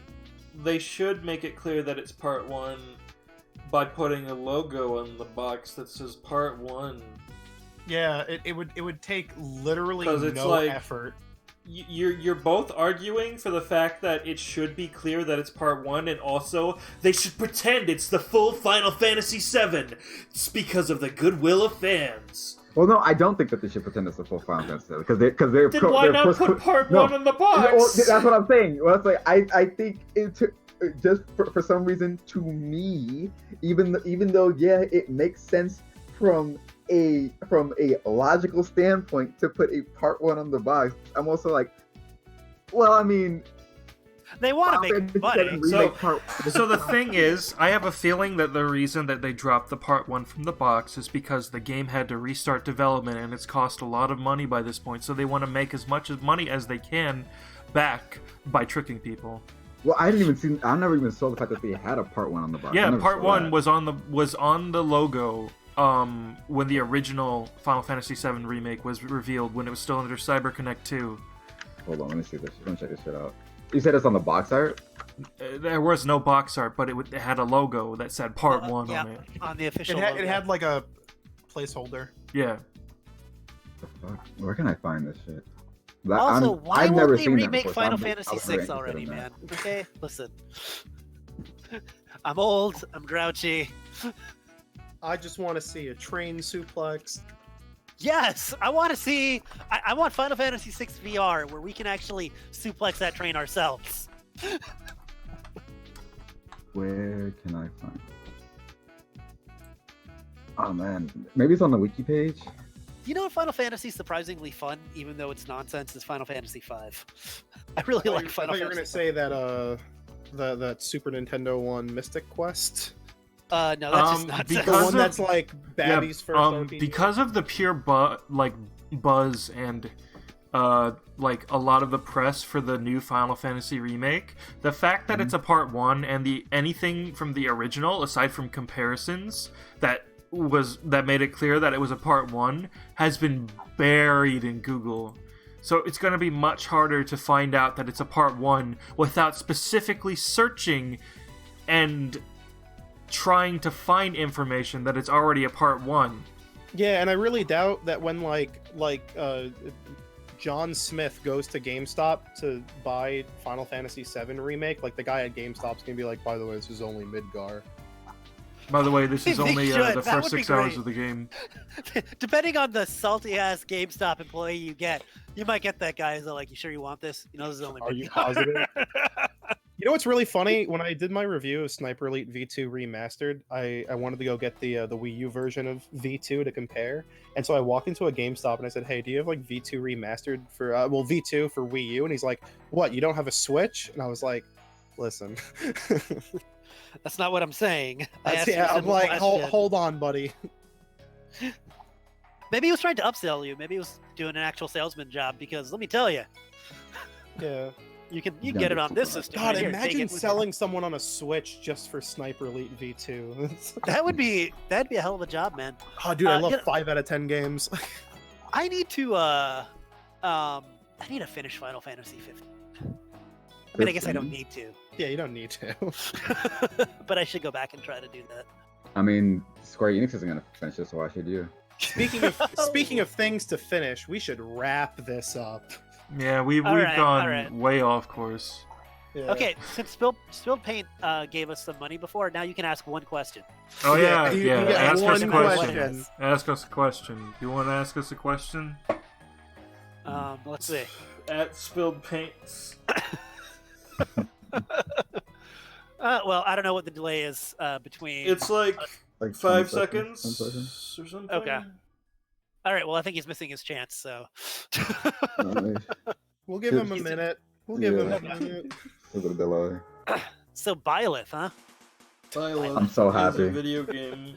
See, and then, character. dude, Phantom, you screwed everything up. I just How? want What do you you to know. mean? Because everyone's like, yo, your reaction was so negative, and I'm like, our reaction is negative because Phantom was the one who wanted it, and he slept in. What do you? Oh, I didn't mean to sleep in. I went to bed at like 3 a.m. I think. 3 a.m. I went to bed at like 3 a.m. and I had my 3 alarm set. a.m. Oh I have boy, my alarm 3 set a.m. at 7 I- o'clock. You're not I on the went to East bed at Coast. 10. You are not in Oh, California. When you wait, say wait, no, 3 no, a.m., no, that no, doesn't no. mean 3 hours. No, I think me and you were asleep at like 4. Me and you were still up at 4 o'clock or something like that. And I think I went to bed at 4 a.m. And then I had my alarm set for like I had my alarm set for like 7 o'clock. I think I fell asleep and I woke up at 1 in the morning or something. I- Most I- disappointing game of the decade, says Spilled Team Paints. Sonic Racing. Oh my fucking god. The Most disappointing game of the thing- decade, Phantom. Most disappointing game of the decade. Oh man. Oh my god. So Pretty good. wait, just for me? Yeah, just for you. We said ours last week. I said. Let's see. We have. I can name like decade, 5 games off the top of my head. We got Sonic Mania, I guess. Sonic Mania, Sonic Forces. Sonic Mania. I thought you were gonna say Sonic 4. You said Sonic. Oh my. Okay. Both of them. Both of them are kind of disappointing. They're not that disappointing though. All right, No. move on. We're moving on. No. Most disappointing game of this decade. No, shut up. No. I'm gonna say it. My most disappointing game of the decade was probably Pokemon Sword and Shield.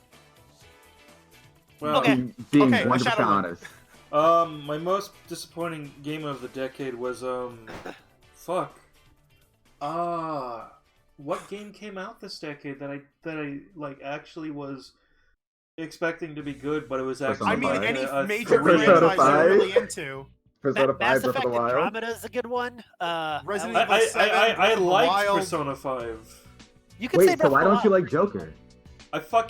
Because he's in a Nintendo game when he's a fucking PlayStation exclusive character. No, he's not. He's not. Persona 2 isn't a real game. It's something you made up in the middle of the night. It's a dream. But it's not an It's a exclusive. dream. It's not an exclusive by contract. Atlas just puts the games on freaking on PlayStation because they like putting it on PlayStation. You They only literally like could put- Halloween because you're a fucking goblin. My most disappointing game of the decade is Scalebound because Candy it Corn doesn't. Oh, fuck you! It just doesn't It got canceled. Oh, my most disappointing game of the decade is fucking DMC Devil May Cry. There we go. Oh, there you go. That There wasn't it is. hard, There man. it is. It was not very difficult. I'm gonna play it. Yeah, I was like, Alright, oh guys, wait, that game exists. I bought Thank that you for so much for $4. joining us for Good Morning Source Gaming. I think we have to go now. Yeah. My planet needs me. Thank you all for joining our Good Morning Source Gaming. Thank you for donating to Super Chat, Spilled Paints, and if you want to support our show and see us make more content, because we're trying to make more content, please consider donating to us, Super Chat, Streamlabs, or on our Patreon. We greatly appreciate any small amount of money that you can give to us. Thank you all for watching. Please, hope you have a nice day. Bye. Later, Always guys. remember to return to the source by